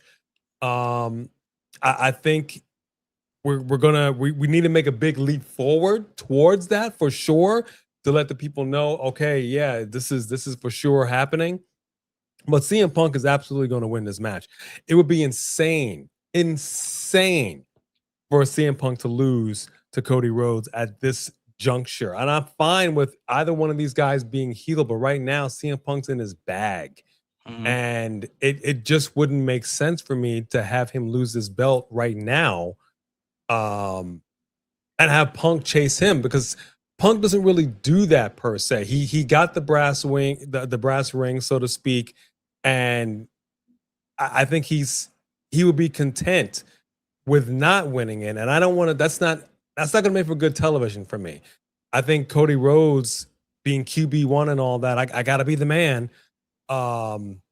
Him chasing that and him crashing out, and the fact, like you said, that flip, and I saw that when it happened, when Punk put that title on his shoulder and then hit him in the face. I distinctly said to myself, I'm like, and they focused in on him, like, at first I'm like, was that intentional? Did he not know? Like, I thought that was very interesting. I've been watching wrestling a long time, and I never really saw that. Mm-hmm. And I loved it. Yeah. And they honed in on that. And even Cody Rhodes was like, oh yeah, well, hey, it was an accident, right? That was an accident. It was an accident. What do you mean? I love it. So that's the way it needs to be. I agree with Steven. It's going to be a slow burn. We're going to get some shades of it. I would even go so far as to say we might even get a Cody Rhodes intentional low blow. Quite honestly. For sure. We might get that. Mm-hmm. I wouldn't put it past him, but yeah, CM Punk all day. And then B, who you got going? Hold on. I have okay. So I listened to y'all. Uh-oh. What is that that you say about the boys in the back? Oh, Jesse Bonaventura. Mm-hmm. Yeah, talking about the boys in the back. I feel like I gotta disagree with you boys in the back. Wow. Not to be your I gotta disagree, homeboy. I can't believe that, Hogan. You're gonna rat me out. Oh, okay. Shoot. Let's see what we got. Why don't you tell me? I think it's gonna be maybe like a something that's going to have to be continued because there's going to be another return. Now, this is my dream booking. Do I think they're really going to do this? No. But I'd like to say that KO is going to return and that he's going to cause this to be a situation where he's attacking both of them because he has a problem with both of them. And when he went out, he was fighting Cody, and now they done screwed his best friend out of a match. And heel Sane and heel KO are gold together. And Cody has mentioned twice that him and Punk should come after those tag team titles. So I think they're going to try to drag this out a little bit more, bring in something away for them to face KO and Sammy, get the tag team titles and do that, and then face each other.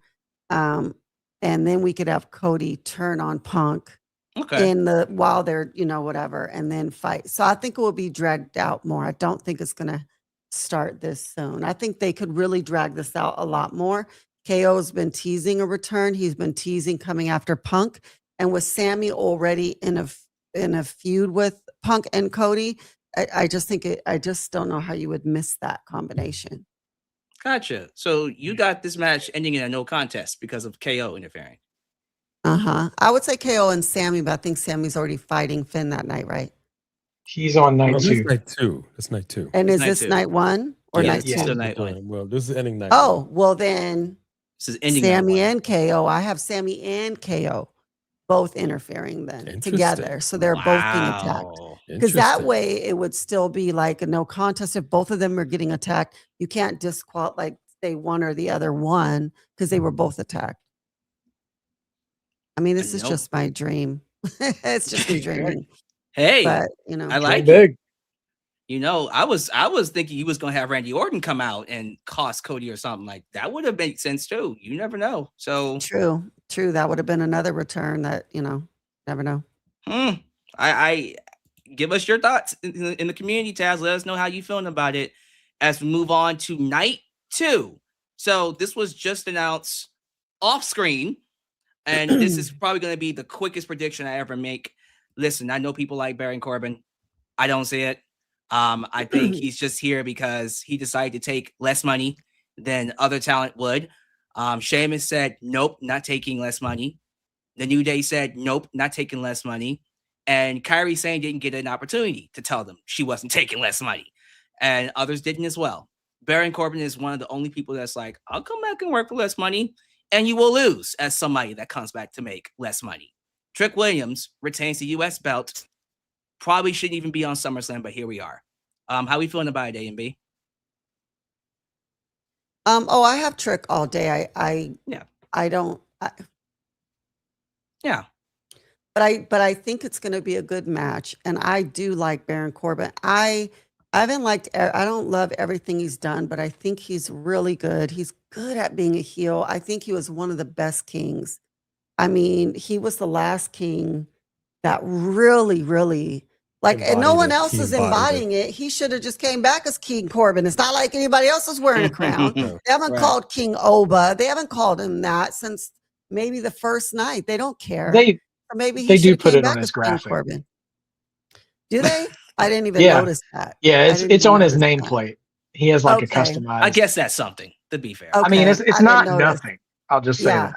But I loved Baron. I loved his crown and I loved his train, and I felt like he just did a great job being king, and that's important to us. Like the King of the Ring should mean something, and I felt like he took it very seriously. So I do like him, but it's hard to go against Trick. You just can't vote against. I can't go against Trick. Who could? For real. Yeah. What do you feel about it, Dave? I got Baron Corbin for the win. I'm sorry. What? I got Baron Corbin for the win. Should put that email on me, Ricky Bobby. Yeah, I'm doing that. Hey, look, I don't know what to tell you. I don't know what to tell you. I have to go with what I'm seeing here. What I'm seeing here is a man that was released by the WWE who has come back shockingly And there was a rumor out there that he tried to dispel on social media. Boom, comes back, lays waste immediately to Trick and everybody and Mello and all that stuff. It ain't over. I just think that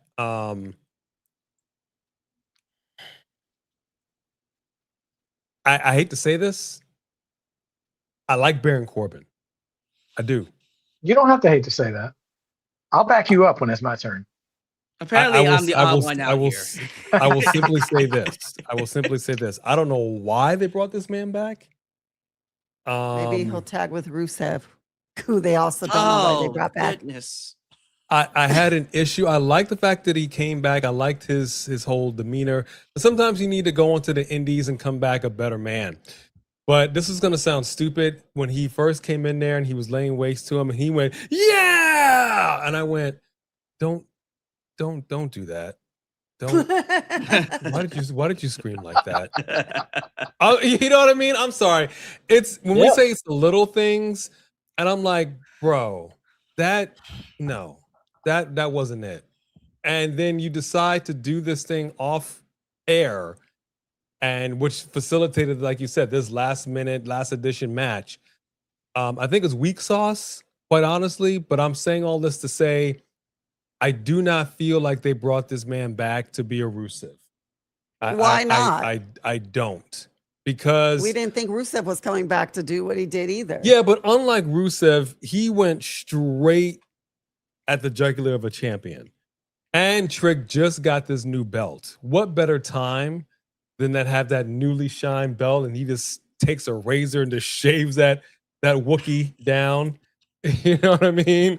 So that's pretty much why I'm saying in that instance, and Trick will be fine. Trick will still be Trick. I think this will do Baron better than him losing. So that's why I got Baron Corbin for the win. Mark me down. Clock it. I guess for me, before we go on to Mark by Wrestling, I think about Carmelo not being on the show. I think about Dragunov not being on the show. And those two, when I think about Trick losing the belt, those are the first two that come to mind.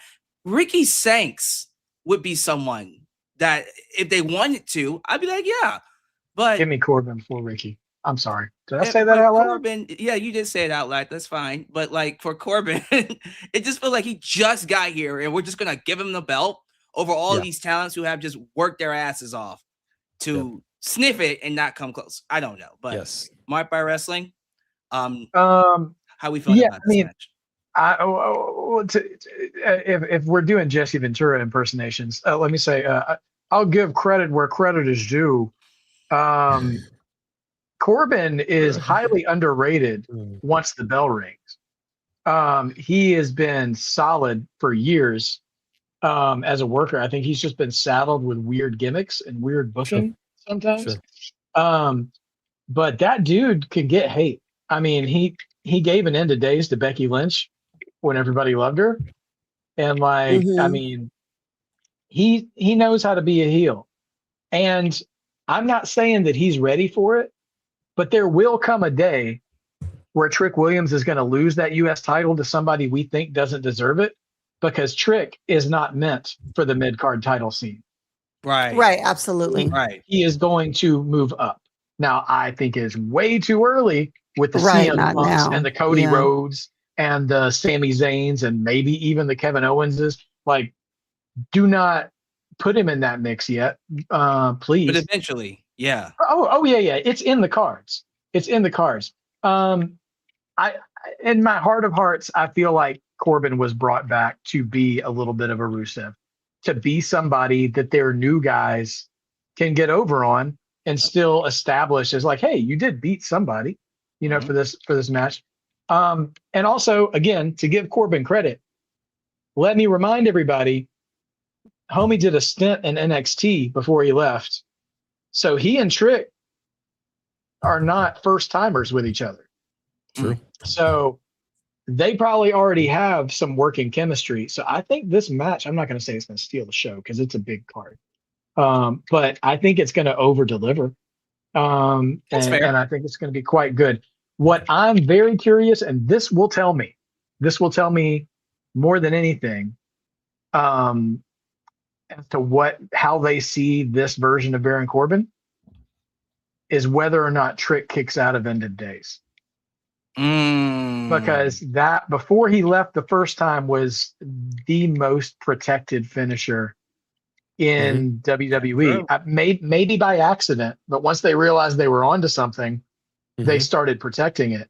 And so if he kicks out of that, then they're like, oh no, that Baron Corbin is dead. This guy's just here to get the new guys over. Like they used to do with Accolade. Yeah. So as it stands, I'm curious about this. And listen, my heart goes out. I love Dragunov because I love anybody whose whole shtick is making it look like they're trying to hurt you. Without hurting you. Yeah, right. Exactly. That is pro wrestler masterclass right there. And I'm a fan of Mellows, but these guys have been left in the fridge for too long, and they're gonna have to get not microwaved. They got to get you got to preheat the oven before we see both of these. Before you see both of these guys back on the dinner table. Okay, and like I say that in love. As a fan of both men who wants to see them both succeed.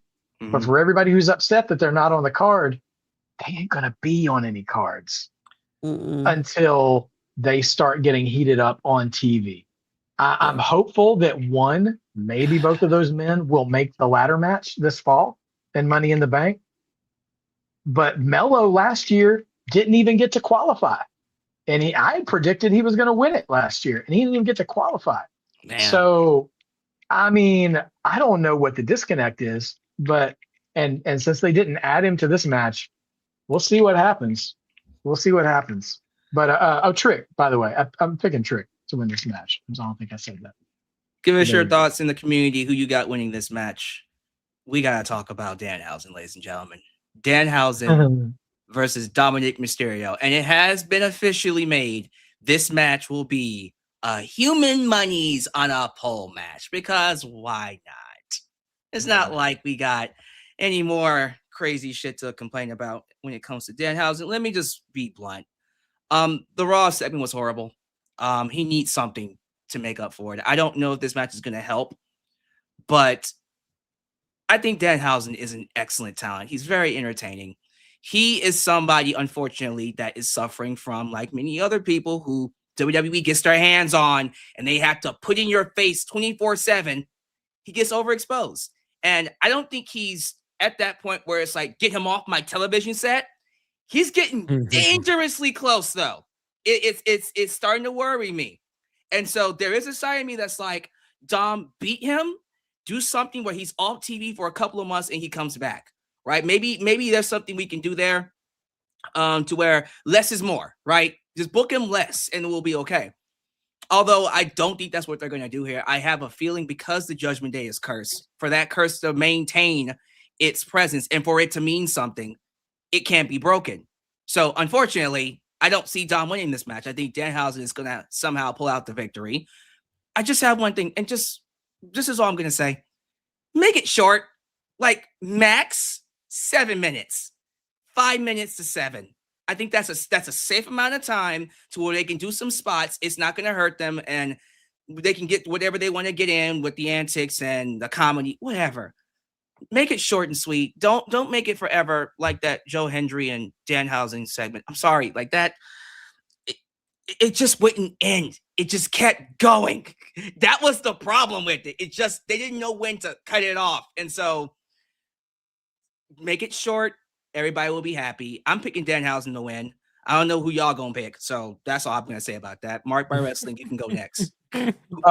Listen, I'd like to bring everybody back to sanity, because I think a lot of us, and when I say us, I don't mean the four of us. I'm assuming the IWC really overreacted to that segment. I think it's that segment's biggest sin. You hit it on the head, Alex, was that it ran too long. Yeah, I think if they had cut. And you know what? It might be the boxer's fault. Maybe he missed a cue. I don't know. But like, I'm not sure, which is why I don't like involving Netflix celebrities. I don't care that he's a real athlete. I didn't know who that man was, and I've been watching wrestling for 40, whatever. Anyway. Yeah. He did not add to the pop in LA. Nevertheless, But I'll say this: 9 times out of 10, Danhausen, with what he's being used for, is a home run. Yes. And his opening, his debut at Elimination Chamber was a bit of a misstep, just because the WWE universe didn't really know what to make of him, Right. with the way they did that. And then that one, the concert thing, I actually thought started off funny until they went through the relentless chorus. The lines were as funny to me as any of like Rock's concerts or Elias's stuff. And then they went into the song that never ends, that goes on and on, my friends. But Oh, don't get me started. I'll sing that. right. So it's already stuck in my head. So that was a misfire. Yes. But and also I'm not they didn't have to gimmick this match. They could have just called it a human monies match. Just using the phrase on a pole gives a certain generation of wrestling fan PTSD from the Vince Russo WCW years. And I'm one of them. So couldn't stand it. However, I'm here for the shenanigans because Danhausen is a shenanigans wrestler. And the more shenanigans you put with him, the less likely he is to get involved in title scenes. And that will be a real death knell, is if somebody at TKO gets wind of Danhausen's popularity and is like, we should put a belt on him. No, you shouldn't. God. This is the corner of the show that Danhausen needs to stay in. So if it were up to me, I'm not actually going to put him on because the glasses look nice on the set back here. I'm going to pretend to put on the fantasy booking glasses. I would have Danhausen get help from El Grande Americano. Okay. Oh, wow. I would have him run in this match and do whatever El Grande Americano wants to do to Dom in that match. So we can remind everybody that something's going on south of the border. And that Danhausen wins the human monies. He takes the human monies and he relocates backstage for the next few months. So we only see the backstage segments. He's spending the human monies, cloning things, and we can keep doing the backstage segments with whatever you want to do. We can have a giant Hausen if you want. I don't know, or a medium-sized Hausen along with the mini Hausen. I don't care. Do whatever you want to do. Yeah. But whatever they do what they're going to do. And I would write Dom off of main roster TV. I would have him solely focus on AAA and build the feud with El Grande and their inevitable match for the mega title, and let him be a AAA talent, because Dom is going to be fire whenever he's fire. But I do think, going back to the stuff I said earlier, earmuffs, Roman, about the staleness of certain talent, I think Dom could be in danger of that too, because the Judgment Day has been very unevolved for a long time. Now they have a chance to shake it up again with Raquel and Liv. We talked about that earlier. I would just remove Dom from the picture. Let him do Dom things in AAA, get past Triple Mania, and then you can bring him back and they will be ready to hate him again. Honestly, I'm not saying this is what I want to happen, okay? But remember that Money in the Bank match where Brock Lesnar showed up at the end and stole the briefcase from Mustafa Ali? Yep. Could you imagine Dom showing up and stealing the briefcase? Because if Dom was ever going to be a world champion, he should be a briefcase stealer to get there. So you're setting Dominic up to win the world title. That's what we're doing, which I love, by the way. I think it's a given before that young man retires that he should be a world champion. Oh, for sure. Yeah. He is a honky tonk Miz. Like, he is that. He's who we all thought JC Jane was in NXT until she proved everybody wrong. Is a rare, hated heel who everybody thinks will lose every title defense they have, but keeps the belt anyways. Yes. Damn. Yes. You can't do that with everybody, and you're gonna have to pick your shot with who the champion is that he does that to.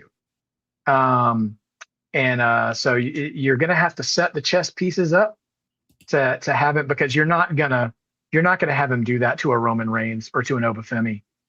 If you wanted to put the belt on LA Knight briefly, that would be a great opportunity to screw him out of it. Damn. Because it could work there. But anyways, I'm deviating. But Danhausen, keep it simple. I mean, I'll keep it simple. You can shenanigan it up all you want, but just keep it straightforward. Yeah. Yeah. And sub 10 minutes. Sub 10 minutes. Please. A and B, who you got winning this match? Go ahead. Okay, so here's the thing. Like, I agree about the Grande thing, right? Because Grande Americana is still a WWE superstar as well. And we haven't seen him over here. You know, and first you had Dom come help him, then he abandoned him. So it would make sense for him to come and get involved to cost Dom so that Dom and him could carry that on in Triple A. However, I don't know how they would have him gone for an extended period of time with him and Liv. So I don't know, unless they're going to break up the Judgment Day, him and Liv and his closeness with JD, I just see him continuing to be everywhere.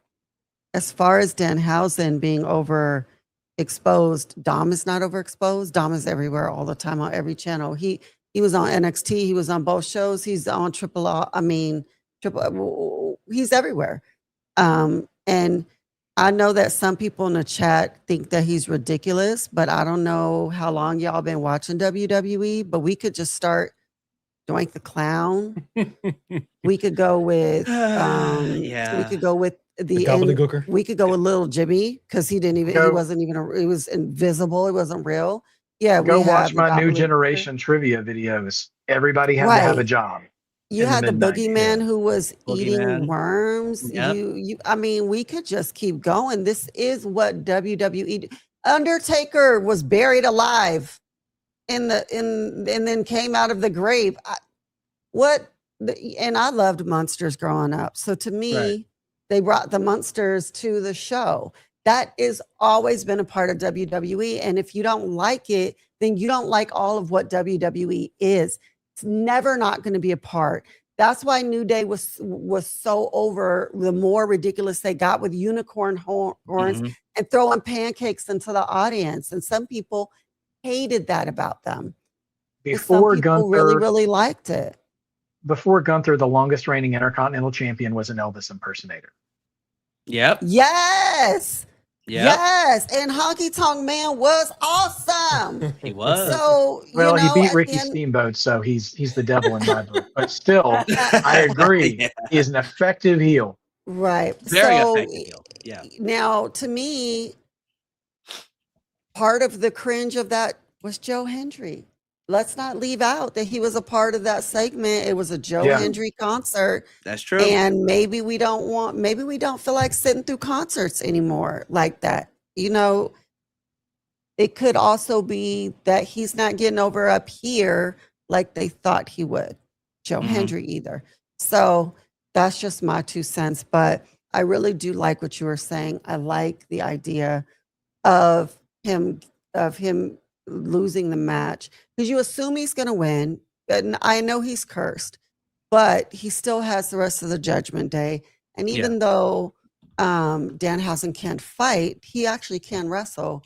He's not going to try to come and be an amazing wrestler. That's just not what he's doing. And I think the Americana Grande, especially because he does have backup, would be really, really good to go against the Judgment Day and to get that feud going for AAA.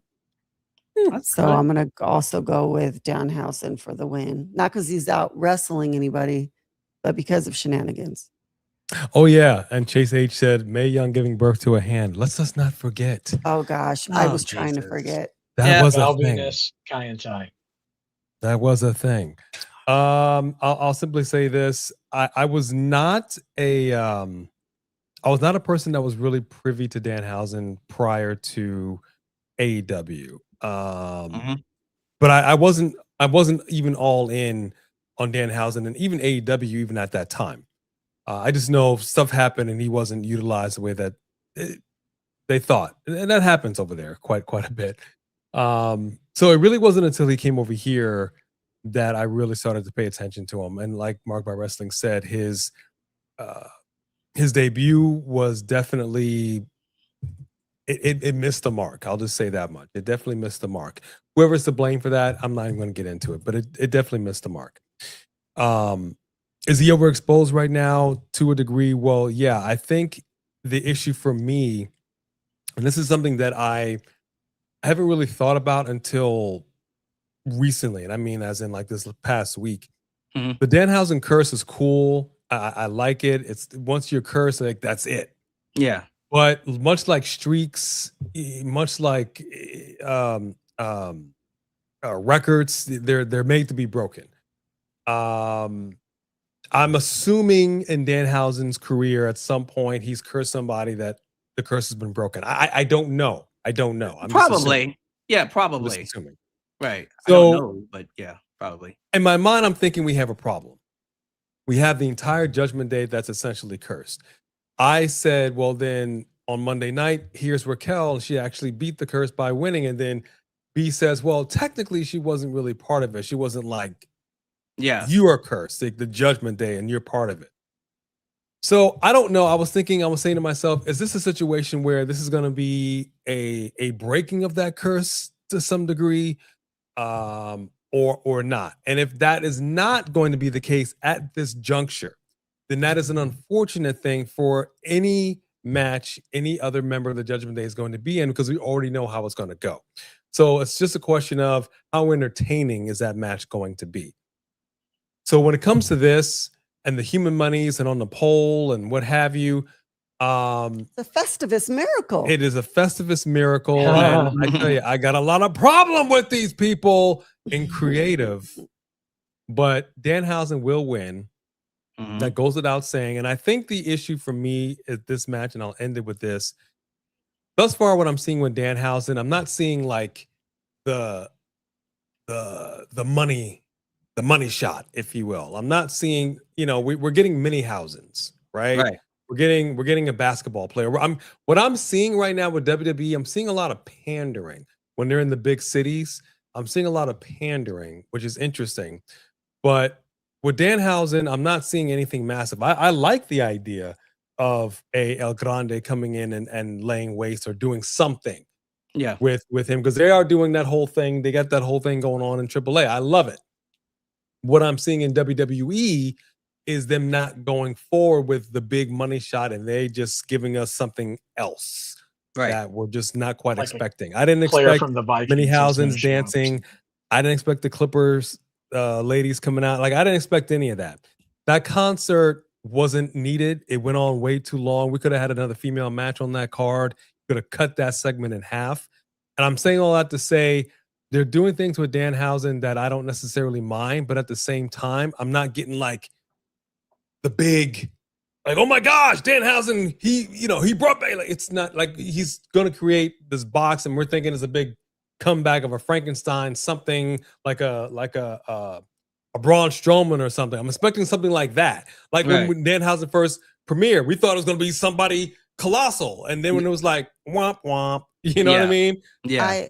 Can I interject really quick? I actually do think that he still has a Frankenstein in the box. And I think the Frankenstein is going to be Shiloh. Oh, well, I'm not mad at that. What Well, he did does you have his just tell tooth. me yesterday, Marked? Yes. I'm not mad at He that. What gave did I him tell a- you yesterday? That he gave him a tooth, right? That's right. Yeah. So when NXT And so, break, yeah. everybody, Shiloh Hill had his tooth broken by Tristan Angels, and he went to Danhausen to get a new tooth. So Danhausen gave him one of his teeth out of his jar of teeth. So now Shiloh Hill's removable tooth is a Danhausen tooth. I don't Mhm. know if the lore translates between brands or not. We'll find out. I mean, But he if did. so if that's But he how you did bring win his Shiloh up, match. yeah, He did if win his that's how match you last bring night. Shiloh up. He comes out of that box and he's his kind of like Undertaker. He's a big dude, Yeah. Frankenstein dude. That would be cool. I mean, and I'm Shiloh not can mad work at a too. Shiloh. But Mhm. again, the issue is, like we've seen in the chat and in this live and on our live, there are a lot of people who still don't watch NXT, who really just Yeah. don't know who Shiloh is. He's Well, not shame You like, on would them. really, They knew you who would Trick really was. have They to knew who do. Oba was. yeah. You would have to really do presentation. You would have to control the presentation, which they did with Trick and Oba, and they were over. I But mean, it doesn't Shiloh's matter not who the guy. Shiloh is, because if you make him like an Undertaker, you make him dark, his hair is kind of down, he's like a Frankenstein, he's just doing whatever he's told. I don't know if Who they'll cares do who he that. is? All I'm saying Or He's you'd a is have this Kit is Wilson a- and Cardona. Yeah, I'm not seeing the big thing with him, and that's not necessarily a bad thing. I'm not expecting a whole lot, but I'm expecting.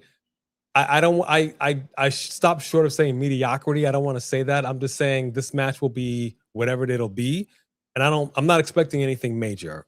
Danhausen will win. It'll be shenanigans with mini houses or whatever. Like it'll be JD McDonough. It'll be silly. It'll be campy. We'll move on with our lives. But like you said, this doesn't need to be an Iron Man hour match. Let's just keep it short and sweet, and let's move on with our lives. Please, like honestly, the Grayson Waller promo should be longer than the match itself. I'm just being weird with you. But he wants to know, what was your reaction to the Waller promo? I only saw a bit of it on Twitter. I didn't see the whole thing. Did anyone here see the promo? Loved it. We watched it. Yeah. Friggin' loved it. Loved it. Yeah, I was watching it live. He spoke exactly like no lies detected. He cut an excellent promo on the state of the men's division in NXT and said everything that was true. And honestly, that's probably the best thing they can do with a Grayson Waller right now.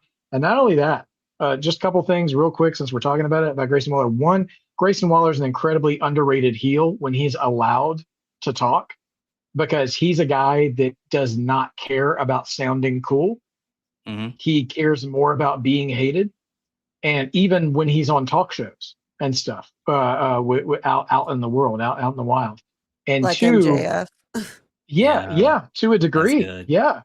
And not only that, but it was a double indictment on how good he was cutting that promo and how bad all the other men in NXT are at cutting promos. Yeah. Like it sounded like just the one time I promise I'm not hating. It sounded like that Cena Roman Reigns segment. Oh yeah. Where Cena sounded completely comfortable and Roman just got lost that one time. Wow. I'd say he looked like a man in a room with boys, which is not a good look for Tony D for sure. Or Mike Santana, who just got there. Cruz Montana. Cruz Montana, unfortunately. But they changed his name. Yeah. But yeah, so like, yeah, Grayson needs to keep that energy. And I'm telling you now, within the next month, he could be, I would be totally comfortable with him being NXT champion and holding it until they have created a new Trick or a new Oba in that company. Honestly, like based off of what you're telling me about the promo, I haven't seen it yet, but if it's that good, yeah, throw the bell on him. He's the new standard. Like he's the new, you have to be this good to get off at NXT for the men. Because the women are destroyed. It's not even a contest. If I was to watch NXT, he said that? Good.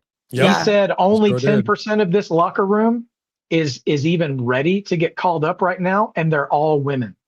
Yo. He eviscerated now the men's division. He eviscerated them. Yeah, the whole thing is on YouTube now, I think, Alyx. So you can oh yeah. And it's like on NXT's channel or whatever. It's worth the watch to everybody. Yeah, and he buried Austin Theory. He didn't bury the New Day, but he absolutely, I think he buried creative more than he buried New Day on that. But still, like it was something else. And usually those types of promos don't work with me unless it's a certain type of person that can cut them. CM Punk is great with them. Cody's great with them. And other people are. So if Grayson can make it work, that's a great indictment on him. So I'll definitely check that out. And moving on to the women here, we got to talk about it. Look, I went off on the Liv and Io match. Y'all might want to back up for this one as well. Because the ladder match, the 5-woman ladder match to determine an interim, keyword interim, women's champion. Charlotte Flair, Jade Cargill, Tiffany Stratton, Chelsea Green. The mystery will be Nia Jax. I can pretty much guarantee you that will be her because she's been screwed for the last few weeks. I don't know if they're going to have someone like random they've already announced a match for the last spot, and it's Julia and Lash Legend. So she's not even gonna be competing for it. Nope. Wow, that's screwed up. So Julia or Lashley, neither one of them's winning the match for sure. So here's the thing. I understand Rhea is a golden child for WWE. Who doesn't know that? At this point, if Homegirl can't even bend her knee, have her take the surgery, and I'll see you at the Royal Rumble. Like, she's walking around. WWE is hoping magically her torn meniscus is just going to heal itself by, well, it was supposed to heal itself by this weekend. They pushed it off to late fall. Guys, I've seen this situation many times, especially with Seth Rollins in 2024. Seth Rollins just got the surgery, and he was back in months. We're at the point now with Rhea where, just like with Liv, the title is just collecting dust, and the division is suffering from it. I love Rhea Ripley. I hate the fact that she got hurt during this time, but quite honestly, I said this at the WrestleMania preview. I kind of wish that Jade Cargill just kept the belt. Honestly, we'd be in a better position if Jade just beat Rhea, and then who knows where we would be. But they decided to put it on Rhea. Now she's hurt. They don't want to take the belt off of her for some reason. And now we're put in a situation where whoever wins this belt is just keeping it warm for Rhea to come back. I'm not going to see who wins this belt as the champion. I'm going to see it as a placeholder, which should never be the case. But here we are. So if that's what we're doing, if this is going to be a placeholder, don't give it to Charlotte. Don't give it to Jade. Don't give it to Tiffany. Tiffany's already a champion. Give it to someone new. So in case you haven't figured it out, I'm going with Chelsea Green. I think Chelsea Green, and people are like, what? No, screw that. No, I can cuss. Fuck that. Give it to Chelsea Green. Chelsea Green, to me, is somebody that has been looking for an opportunity like this to show the world she is that girl. She is that lady. She could be the face of the women's division. She's practically the face of WWE Unreal. They have her on every show. Everything you give her, she's great. And I feel like if you give her this opportunity, I think she's going to do well with it. And again, does it matter? No, because when Rhea comes back, she's just going to drop the belt to Rhea. Although I do believe if you do give this opportunity to Chelsea, she's going to take it and knock it out the park to the point where they might have to just keep the belt on her anyways. But regardless, in my personal opinion, take a risk. If there was ever an opportunity for them to take a goddamn risk and not do same old, give it to Jade, give it to Charlotte, or for Christ's sake, give it to Tiffany, have Tiffany hold 2 belts. We don't need that. Give it to Chelsea. Let her hold it for a couple of months. Well, I say a couple of months, but Rhea might not even be back. But whenever Rhea comes back, and then she can drop it to Rhea. But take the risk. Give it to Chelsea Green, and I think they're going to do it. That I'm going all in, chips in. Chelsea Green is my pick to win the interim women's championship. But Mark by Wrestling, I'm curious to know how you feel about this match and who you got winning. All right. Process of elimination for trying to figure this out. First of all, it was completely stupid to introduce the idea of an interim champion in WWE. Thank you. We don't do interims in pro wrestling. Like, that's not a thing. Well, maybe it is in AEW. I know they've done it before, but like, but it was dumb then and it's dumb now. You already had a great template that one of your own heads of creative, the Heartbreak Man, Shawn Michaels, exemplified in 93 and 94. He lost his smile. He relinquished that title behind me over my shoulder. They did a battle royal. Razor Ramon won his first Intercontinental title, and then Shawn came back with his belt saying, I'm the real champion. And then we got one of the best ladder matches of all time at WrestleMania 10 with both belts hanging from the sky. We could have done that again. I mean, it's been 30 years since that happened. You could totally reheat that story and it would be great. But they didn't, so I'm just a cranky old man just whining about it. So whatever. You too. Nia Jax. So let's just go real quick. Jade got in this match because she was facing Nia Jax in her qualifying match, and Charlotte came in and interfered and beat up on Jade, which screwed Nia out of a spot. Right. Charlotte got in this match because she also was wrestling Nia, and Jade came in and attacked Charlotte and screwed Nia out of this match. Oh, Actually, Actually, I do think it's great booking if they do one simple thing. Okay. Nia storms this match and Takes them what's the both out. stupid word? Yes. Yeah. And takes them both out of the equation. Okay. Because Jade and Charlotte, I said this earlier, more storylines for women that don't involve a title. Yes. You can have those two just fight each other, do all that, make it happen. Julia and Lash, they are going to have that match the night before SummerSlam.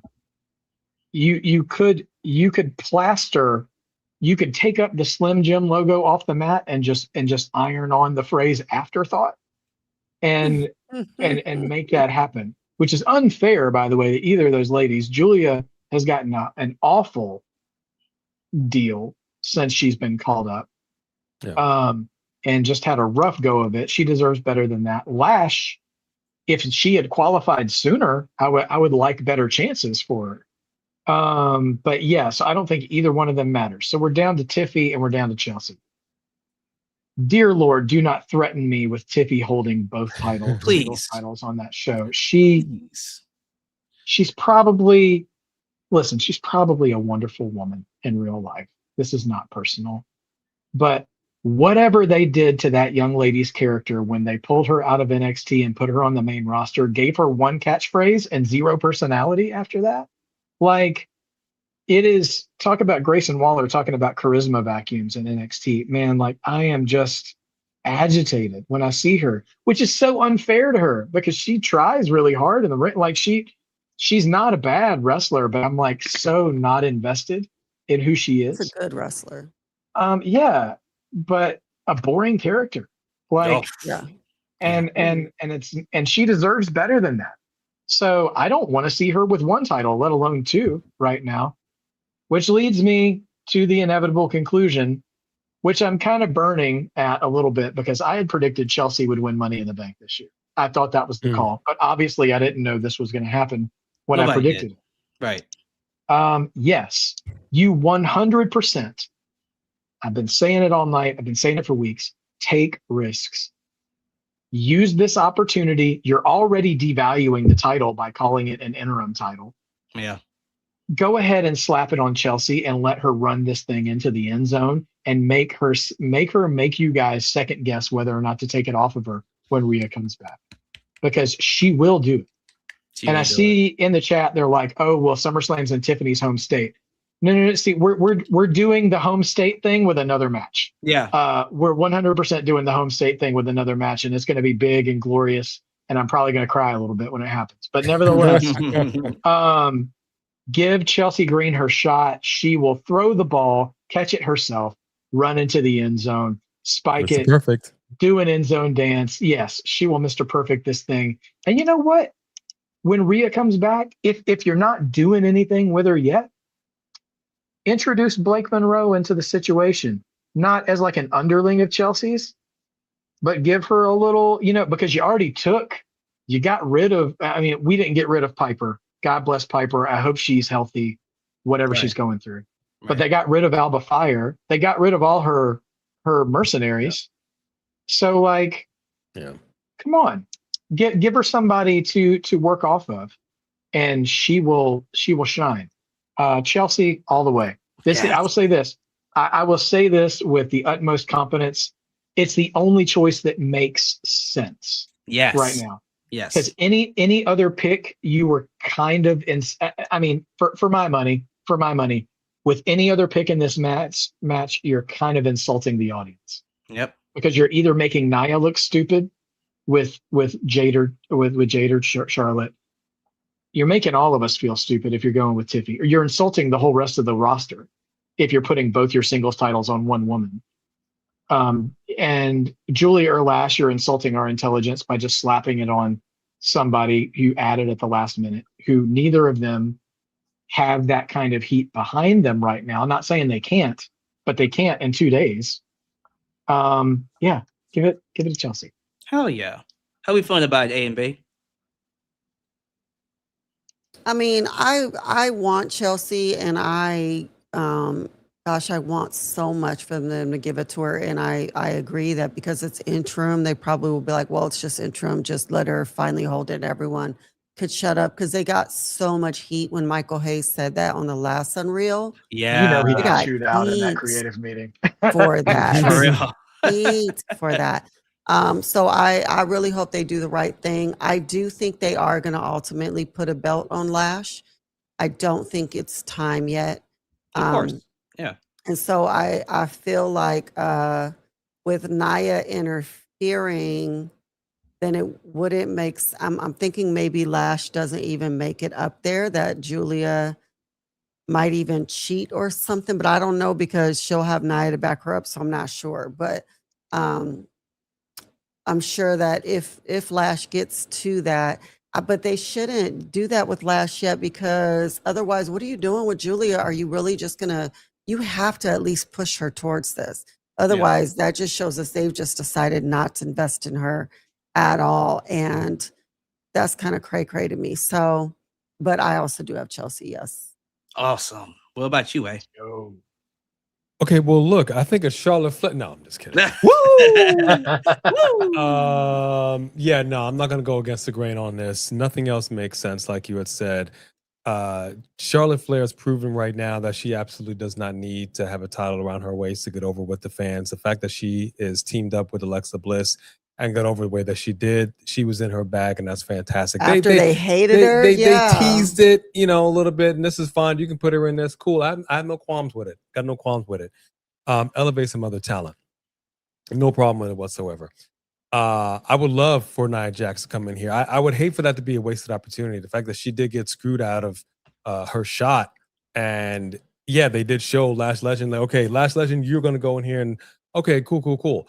I don't really care, quite frankly, if Lash or Julia win. I don't. I really don't. What I want to see is Nia Jax get her lick back, and that is an absolute must. I think Nia Jax is going to be a factor in this match. She absolutely must be a factor in this match. But Chelsea Green is somebody that is, you want to talk about underrated, and she shouldn't be. Michael Hayes, I sincerely hope that he slapped himself back to factory settings down the bad street because he was dead wrong. And you saw, like you said, in Unreal, this last season, Triple H talking about Chelsea Green. She is somebody that will take anything you throw at her and make it gold. He said it. That's just reality. So I think we're at a point now where it's like, we're going to set you up for some success. Whether or not she has a long run with it or not remains to be seen. But when she got the U.S. title, she made that thing a gold. Okay. Yes. Gold. Everything this woman does, and it warms the cockles of my heart because she is somebody that genuinely loves the business. She's somebody that genuinely loves to entertain the fans. She doesn't take herself seriously, but she's also a good wrestler. She's good on the mic. She's just good. And part of my language, she's just damn good. There it and is. I think it's about damn time that we put some respect on that name. And I said respect with a K. Put some respect on that name and get this woman that win and make her the interim champ. I've said what I said. Ladies and gentlemen, AJ Rahim. Across the board, ladies and gentlemen. I love to hear. We're all pledging allegiance. For real. Do you guys pledge allegiance? Let us know in the community.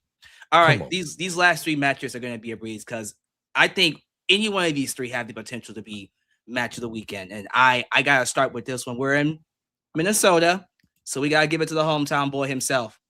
The Intercontinental Championship is on the line. Penta defends the belt against Chad Gable. Listen, I don't know how you guys feel about 2026 so far, but I have a feeling by the end of the year, we might be looking at the wrestler of the year right now with Chad Gable. And I mean that. His stuff with El Grande Americano, I have a feeling this match is going to be fantastic. It has to be. If it's anything like their first match when Penta first debuted, it's going to tear the house down. Yeah. The story is there. It's so perfect. It's so right.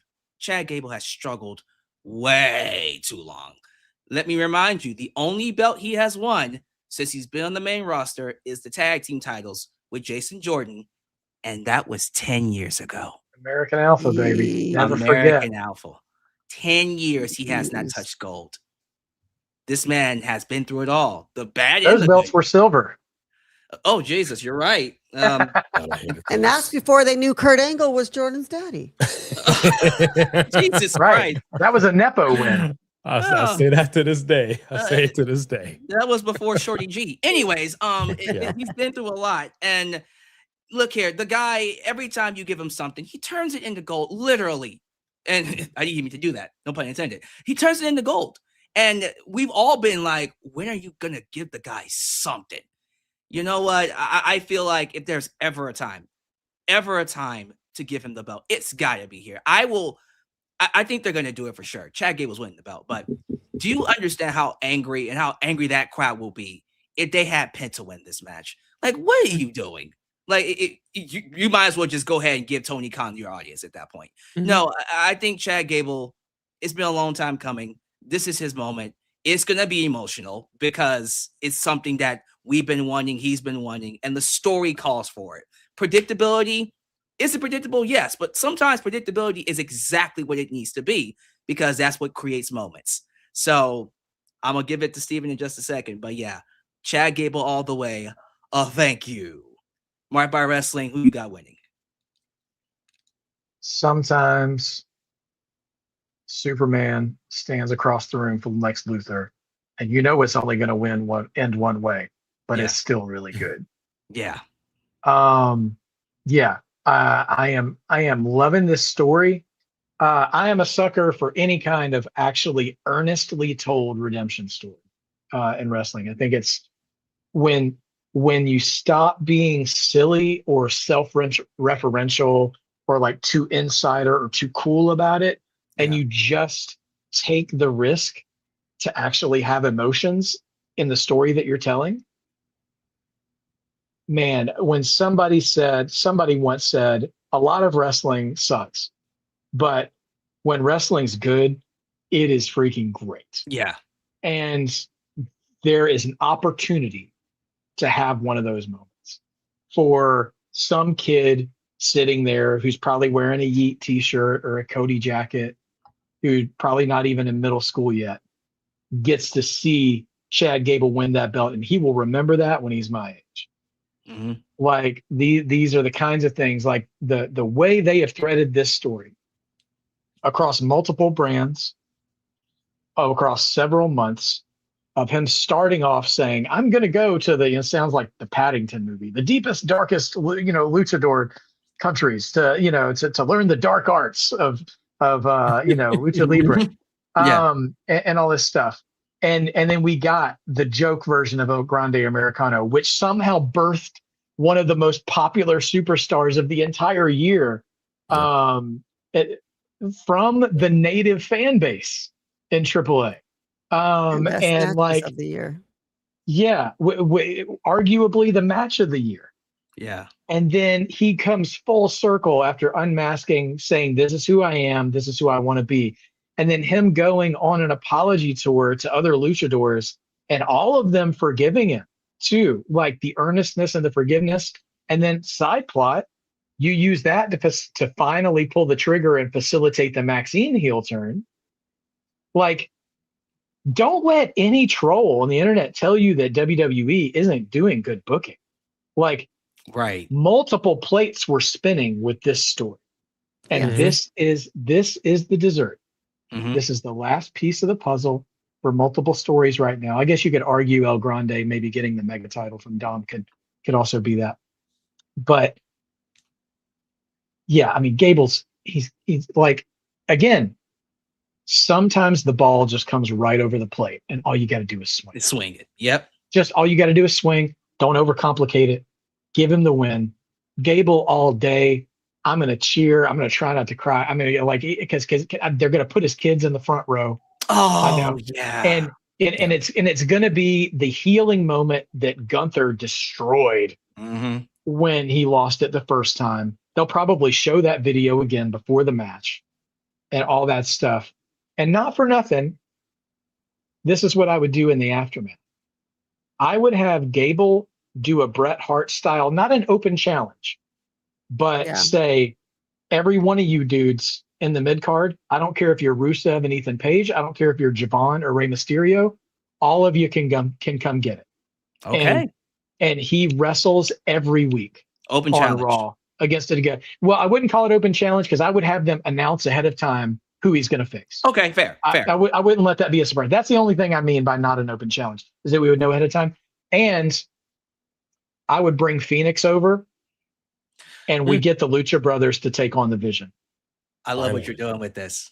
And you can use him as a way to bring up NXT talent as well. He can be the door that opens it for them. And even if they lose, they get over in defeat. I see what you're doing. That's smart. 100%. And Chad is the kind of guy you could trust in the ring to do that.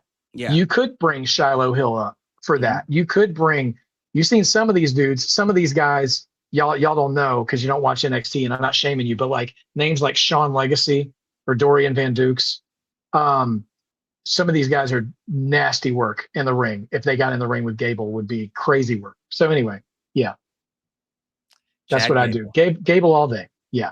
Oh my goodness. Don't overcomplicate it. A and B, who you got winning this match? Oh, we both have Gable. I mean, y'all said, what? What? Of course he's winning. Yeah, I'm gonna wholeheartedly agree. The fact that it started with Penta, it's gonna end with Penta. Full circle. This is just the way it has to be. He did what he did, and he went rogue. He if you want to call it Anakin, Darth Vader, back to Anakin, you call it what you will. All right, call it what you will. I love the fact that Stephen, you use Superman as an example. There's that lovely song. There's some things you just don't do. You don't spit into the wind. You don't tug on Superman's cape, and you don't mess around with Jim. And he, in fact, is that guy. Yeah. You don't Shorty mess with G, Chad Gable. You just don't mess with Gable. Don't mess with Chad. In this situation. So, quite frankly, in his hometown, what better way than to get that big win, his first singles title in his entire WWE career. Man. Amen. Come on. That's what WWE's for, man. And you have two guys that can go. They can go. This match might, wrestling wise, it might steal the show that night. I don't know. Yes. Might steal the weekend. Yeah, it might. These are guys that really can go, and I'm excited to see it. So yeah, Chad Gable all day.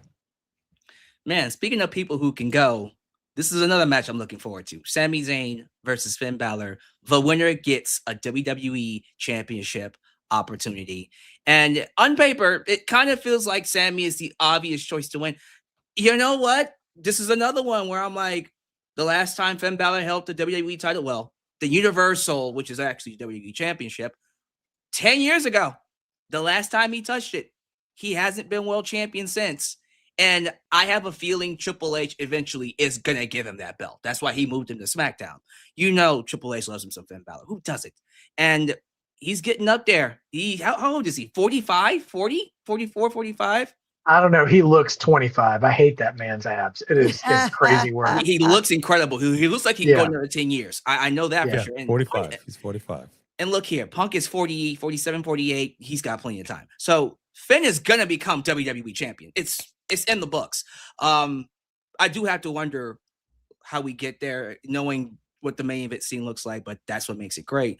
Here's the thing. Sami is way too good. Sami Zayn, something clicked after that feud with Trick Williams. I didn't know. I don't know what he did. He figured something out. He was able to take what was given to him and turn it into something that nobody else is doing. And I say it every week when he always does it. He always does it, B. And I say it every week when he's on SmackDown. This guy is the most compelling character on SmackDown, and it's not even close. So when he got the championship, I was like, please keep it on him. I knew he wasn't going to hold it for long, but I'm like, come on. You're going to get something special out of him. And then he lost it. I was disappointed.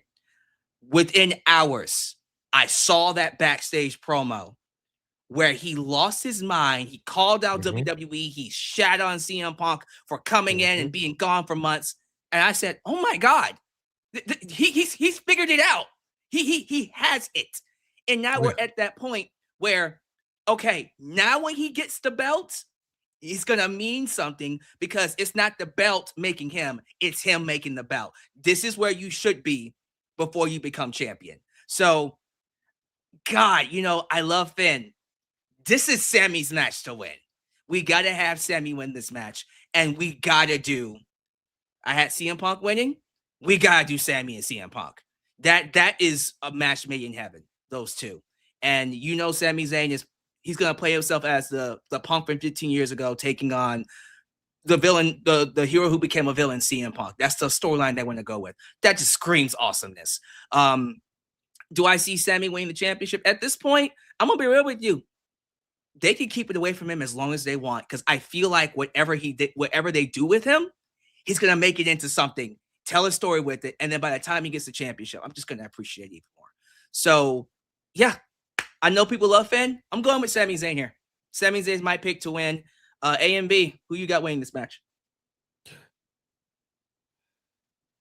No, you go ahead. I'll tell you what's interesting. Danny Truth Magnified, he says something here in the chat I think is interesting. Says Trick Williams beat Sami Zayn, and a month later, Trick is feuding with Baron Corbin, and Sami Zayn is getting world title shots. Interesting. That's true. All about wins and losses, ladies and gentlemen. That is a very interesting. I mean, no lies detected there. I'm not mad at what you're saying here. And for my money, I'm going to be honest with you. I'm not terribly interested in this match. I'm really not. Fair. I'm not really sure how I feel about Finn being in this. I was expecting something big with him and Damian Priest, and that didn't really go the way that I thought it was going to go. And now Damian Priest is doing whatever he's doing, playing kind of double duty.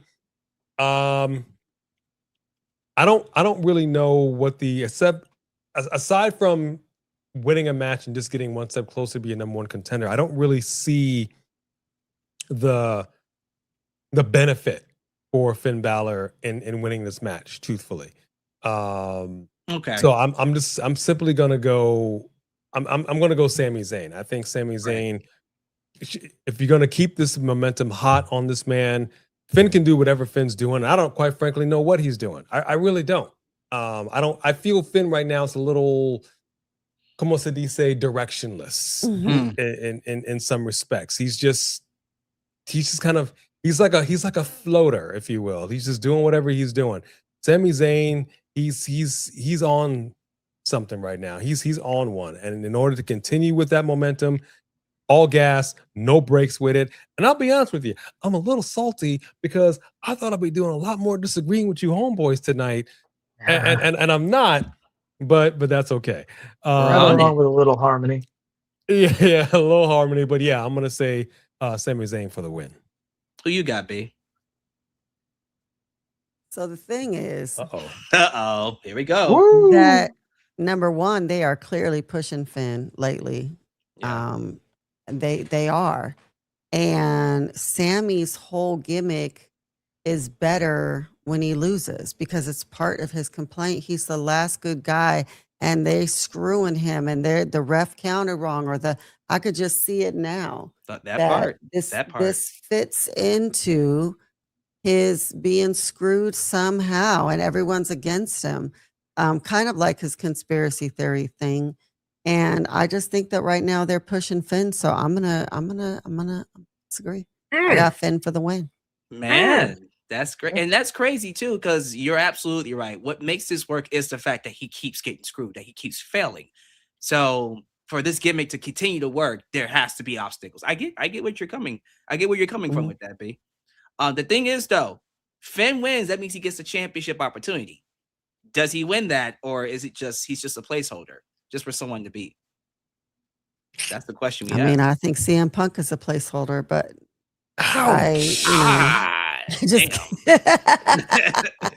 Damn placeholder. Shots fired. Love that. That's crazy. Well, on that note, Mark by Wrestling, take us home here. Who you got winning this match? Yeah. So interestingly enough, there is a line in this season of Unreal where Triple H says, it's not about the moves. It's about what you do in between the moves. Yeah. And even pointed out that there's still veterans now who are still like figuring that out now and everything. Like, and that's the secret sauce. That is the mortar that keeps the bricks together and being a great wrestler. I would adapt that adjacently and say it's not always about the title, but what happens in between the titles as well. The chase to it, what you do when you get after it. Because Liv Morgan has a title, and we spent several minutes talking about that not really doing anything for us, right? Right. And Sami Zayn is like on his third career-defining character arc since joining WWE. Feels like third or fourth for real. Yes. He had the conspiracy theory. He had Sammy Uso. He's doing this like different. I mean, the conspiracy thing is it's a little close to what he's doing now, but like the way he's approaching it is different and it feels new again. And I mean, B is right. Like it can feed that more if he loses. And I would just like to take a quick second to apologize just to all of you for what I'm about to say. Wholeheartedly, because I don't mean any ill will in this, but I have not had one lick of interest in Finn Balor since he was murdered by the Fiend. Jesus. And it's not that I'm blind. He is a good wrestler. He seems like a solid dude. He does all the right stuff. He's got the right attitude. And I connect with him zero miedo. Like he does not do it. He does not do it for me. And I don't get it. Like maybe I need to get my head examined, but like he is like somebody who would be an AEW champion to me. Like, of course, like he's just a good wrestler. Mm-hmm. You know what I mean? And that is the vibe for some people. And if that is what gets you, if that's what makes you believe when you're watching wrestling, God bless you, man. More power to you. I need more than that. I cannot eat my pizza just plain cheese. I don't care how good the cheese is. You guys slap something on me. And Finn did for a while, but the demon thing is, I never understood the rules or the universe of the demon in WWE. Like I just take him out when I'm really mad, but that still wasn't enough to beat Roman. I don't know. I don't know. Right.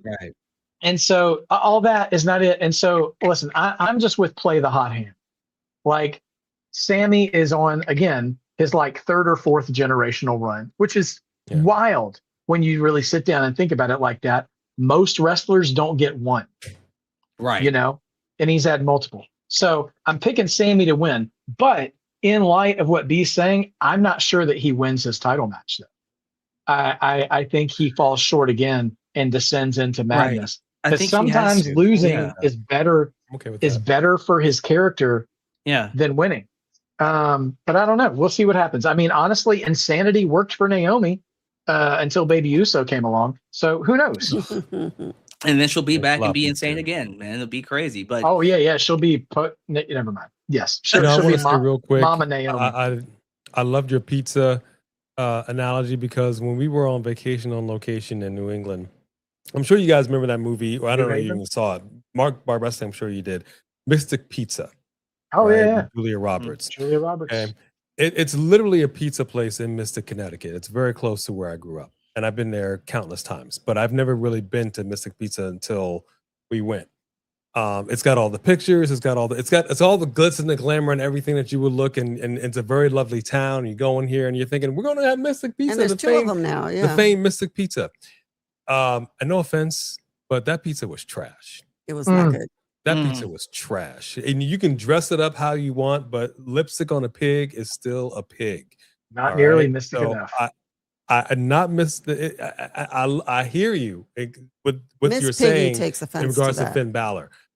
He's a good wrestler. I don't mind him on the mic. I love the fact that he brought back his old theme music. We will do the whole thing, but there's something missing. And something's missing. The only thing exactly. we like about Finn is doing that when he comes out. I Yeah. mean, it's fun. Yeah. Other than Yeah, that, I'm sorry. I just had to throw that. I out only there. have him Sorry. for You're the win good. because I thought they were clearly are gonna. pushing him. I thought they were gonna put him with Shin and Tamatonga and then Yes, once I thought he so was too. like, "Do you like me? Check yes or no." Tama was like, "Nope." And I'm like, "Well, great. There Yeah, goes that and down the that's so toilet." stupid. That would have been a great faction that bonded in Japan and then came over here. And instead, the Tongans are going home. They're getting released on the next. Yep, they're about to be done. Absolutely, they're Yep. done. Yep. And the Yeah. fact that they are wasted that, and they could have, like you said, him and Shinsuke. And I really thought the three of them would have been a really strong faction. Yeah. Well, ladies and gentlemen, we've come to the main event of the evening. All right. Thank all of you. We had 330 people watching this Woo! live stream across all platforms. You guys are awesome. Thank you, If you guys. want to check out these lovely people, their channels are in the description. And once again, community, give us your thoughts with the community link. Let him know what you guys are feeling. Let's wrap it up strong with the main event of the entire weekend, the big match. Roman Reigns defends the World Heavyweight Championship against Seth Rollins. We're talking 14 years of history from the day they debuted as the Shield to where we are right now. This is a match that I thought, quite honestly, we were going to see at WrestleMania. We're getting it here at SummerSlam. How we got here, we can complain about how we got here. It was stupid to not have Seth win King of the Ring. They should have had him win King of the Ring to set this match up, to have Oba win it, and then to have Seth beat Braun Breaker and then just challenge for him. I just think that was just all that was just late. Agreed. But you know what? Because of the lore that these two have, and let's just call it like it is. We talk about Superman and Lex Luthor. This is what that is. This is Superman and Lex Luthor. This is Batman and Joker. This feels like the culmination of an actual long-term feud. And I think they're going to have a great match. I would be flabbergasted if they went in there and stunk up the joint. Oh my goodness, wouldn't that be embarrassing? I don't think they are, though. I think we're going to be good.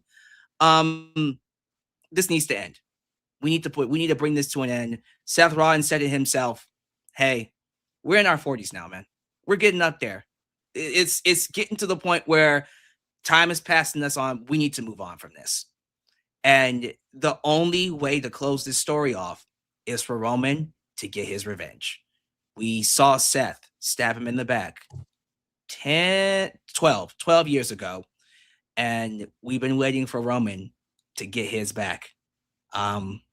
Every time he had an opportunity to, Seth always got one up over him. He has yet to beat Seth. He has yet to beat Seth when the championship is on the line. Seth has always gotten the one up over him. This is the moment where he needs to get that win. Close that door, exercise those demons. Roman finally beats Seth Rollins, hits him in the back with a steel chair, and he just moves on from it. And yeah, I think that's what they're going to do. I see no other way, no other course of action to take here. I saw people online saying, no, we're not going to do that. We're not going to bring in no Dwayne "The Rock" Johnson this time. He doesn't need to show up here. But I saw people making that prediction. No, this is just going to be Roman and Seth. This just needs to be Roman and Seth.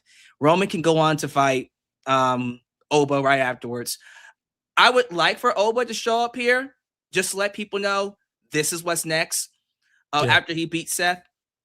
I don't think we need to do it here. I think we can do that immediately on Monday Night Raw. Just have Roman confront Oba and let people know this is where we're going next. And that's what it needs to be. It doesn't need to be anything else. Don't overcomplicate it. They're going to have an excellent match. Let the story be what it is. Roman finally gets his comeuppance over Seth. And that's the end of it. Roman wins. There we go. That's how I think it's going to go. A and B, how we feeling about this main event? I mean, look, you're asking me if I'm going to go for Roman and you ain't Roman. I mean, come on, player. I mean, I was trying to put his one up, but he's too buff to get his, so. I swear. This one over here. I swear. So she's going All for right. Seth Rollins. No, I'm joking. She's going for who you got, A? I got the Tongan death grip. No. Sorry. Wanted to do that all night. Can I be honest with y'all? Go for it. Can I be honest with y'all? I can appreciate the fact that this is the main event of night 2. My interest in this match isn't where it should be. And Fair. that's really because these promos have sucked. They had Their one good promo. interactions. One good Yeah, promo. they have one Right. solid promo. One Yeah. solid promo for this massive feud. This massive feud that goes back some years. The major issue that I have with this is I feel like this was just manufactured out of nothing. And now I say that to say, It was. yeah, they have history, but we've seen this also with like even Charlotte Flair, and I think it was Rhea Ripley, where you're trying to just do something. We've got history. We had a thing where there was really nothing for a long time in between them, and like, let's just throw something together. Yeah.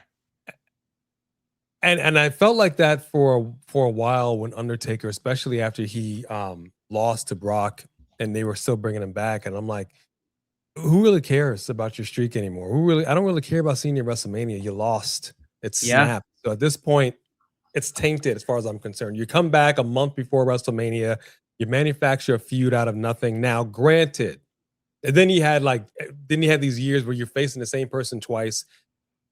But those promos, those things that they were doing, it was a bit more engaging. You know what I mean? So at least it brought me to the dance. I'm like, okay, you guys, you piqued my interest. The people's eyebrow has been lifted. I now want to see what you guys are gonna do. That hasn't been the case here. It really hasn't. Seth did whatever he did with the Vision. That went back and forth and back and forth.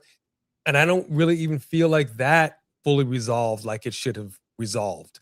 And then now I got nothing. So let's just go with Roman. Yeah, let's just go with Roman. Okay. Hey man, we got more years behind us than in front of us. Blah, blah, blah, blah, blah. Okay, cool. But seriously, that's why I'm going back to Unreal. I don't know if you guys wrote this. I don't know if you guys said, because I know LA Knight, he's at a point where he said himself, he just wants to go out here and just kind of do whatever he does. I don't know if you guys wrote your promos. I don't know if the people back there wrote your. I don't know what happened here, but there was a major disconnect. And the one thing, and I said this on our show many a time, when Roman said it's like missionary over and over every single night. That's what it was feeling like. And I'm sorry to be crass. I apologize, but that's what it felt like more often than not with these two just going at each other verbally. I'm just like, can we just cut to it already? Can we just, you know what I mean? Yeah. Like you're boring me, dude. You're boring me to sleep. And then then there's a part of me that feels like they're grimacing and like they're trying to remember what do I say next? What's the zinger? All right, how about I hit you with this one, Roman? I hope your kids are going to be like, really? That's it? That's the best you got? That. We're way past that now. You know what I mean? Really turning it up, right? So that's where I'm just like, at this point, Roman will win. Absolutely. I agree with B. Roman will win. Roman does need to win. That much I will say is true, but I don't need to hear it all the time.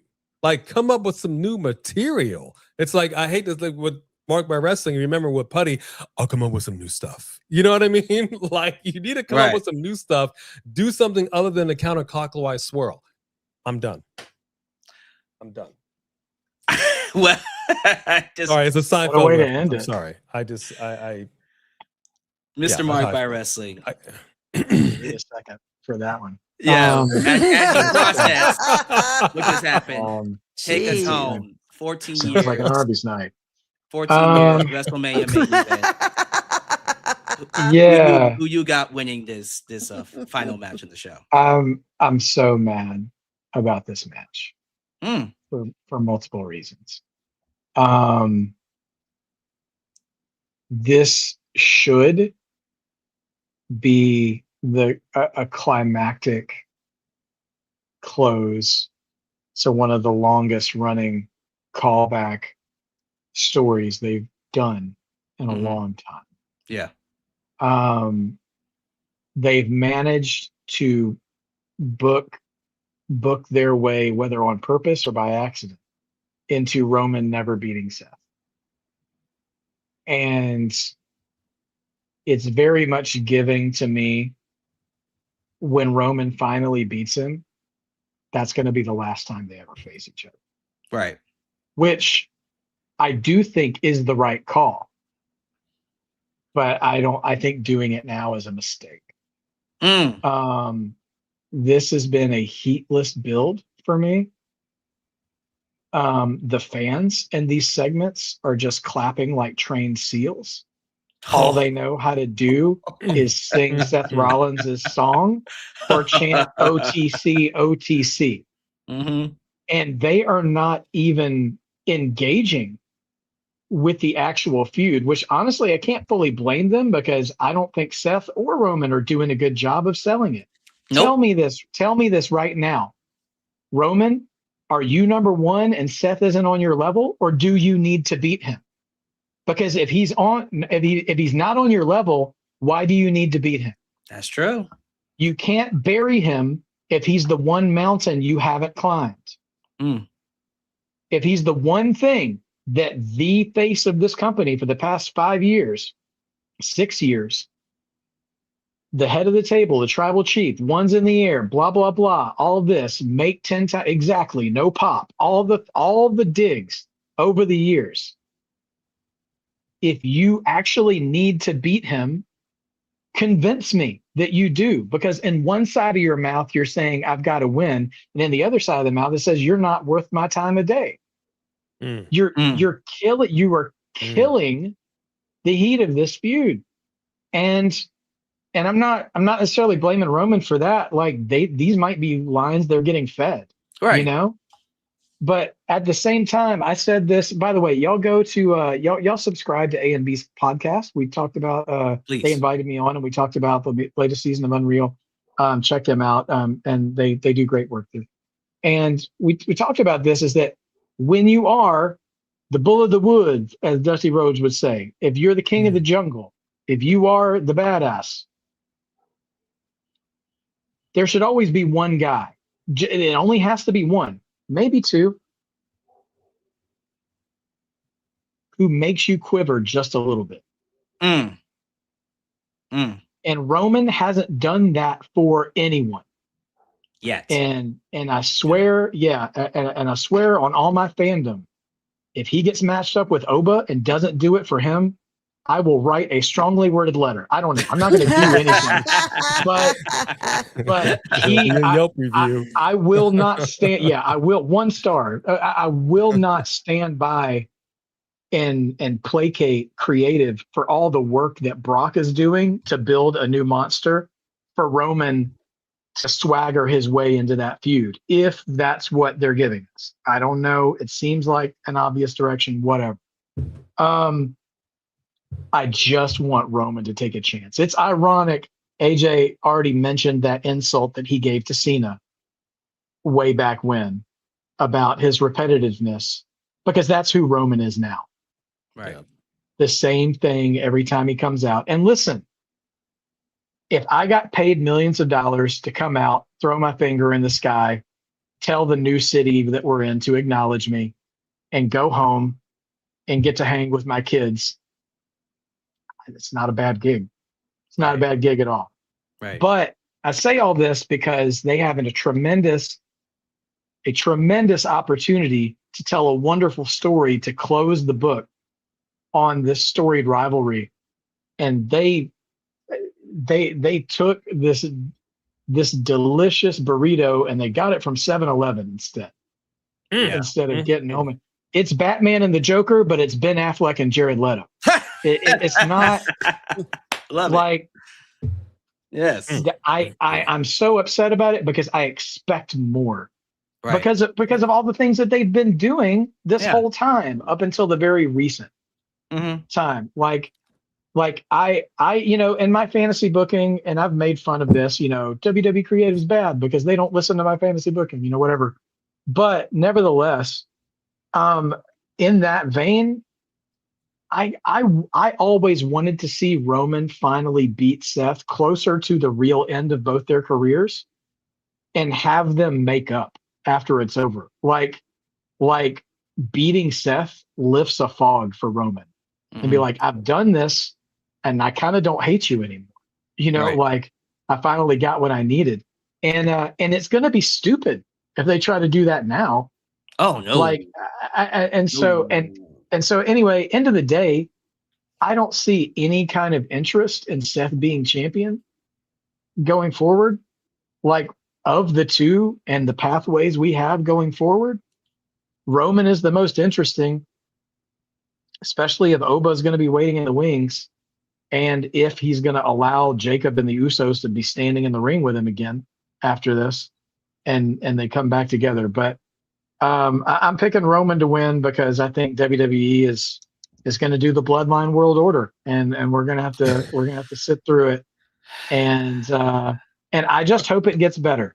I have high expectations because all of those men are very talented, and they could be doing a lot better than they're doing right now. And frankly, creatively, I think they're all being a little lazy. I don't know whose fault it is, but it's someone's, and they should take a risk, freshen it up a little bit. Either way, I think the best way to achieve that is keeping the belt on Roman. Roman wins. Can I just say something really quick before you read this? Just because Go for it. this chat is changing the station channel. I'm tired. The subject. I just want to say really quick that I think that a reason that they're out of things to say is because when they threw them together at the I think Royal Rumble in like 2022 at the last minute, because Roman's opponent got COVID. And so they were like, okay, Seth, you're his, I think they had one promo. It was like, your matches this weekend. That one promo was great. Yeah. And then they did it again recently with him and, but Punk was in there. And that little time they had together was great. And I feel like they were like, well, we already said everything we had to say. And maybe they should have told the writers, we need some help. Maybe they should have went to people who are, I don't know. But I think that they were scared to say the same stuff they said the last two times, but that was the stuff that made it so good. So, because the last two times we were like, oh, that was so good. This is going to be great. But they were like, no, that was all we had. This is it. Well, we're done. And that was it. On top of that, Roman just got done telling Punk, you're old. And he beat Punk. And what's the first thing Seth said to him when he challenged him? Hey, brother, you and me are getting old. Oh, like, great. okay, great. Oh, well, why don't you just lay down for the 3 count now, Seth? Like, Jesus Christ. Right. Yeah. I mean, they don't watch I swear, some of these guys don't watch the show that they're on. No, they live in their own heads and they think they know. It's kind of scary when you give, I'm not saying Roman or Seth have creative freedom or anything like that, but a lot of these wrestlers, when you give them that freedom where it's like, hey, y'all drive the feud, just go out there and say what you want to say. At first you start thinking, oh, this is going to be great. And then once they have the power, you realize, oh, you're really not that creative at all. You really, unless you have a Paul Heyman or someone driving it for you, this isn't going to be good. You know what I mean? Some people need to have the bumpers on when they're bowling. And like, listen, that's reality. Okay. Yeah, it's okay. You know, John Cena is somebody that I think by himself, not the best, but you get him in a room with some of the best minds. Yeah. You see him create magic. And let me wrap things up with this super chat here from BW Rosa. Does it seem to any of you that WWE is rehashing the 96 Sunny manipulation angle with Maxine being in the Vision and duping Otis?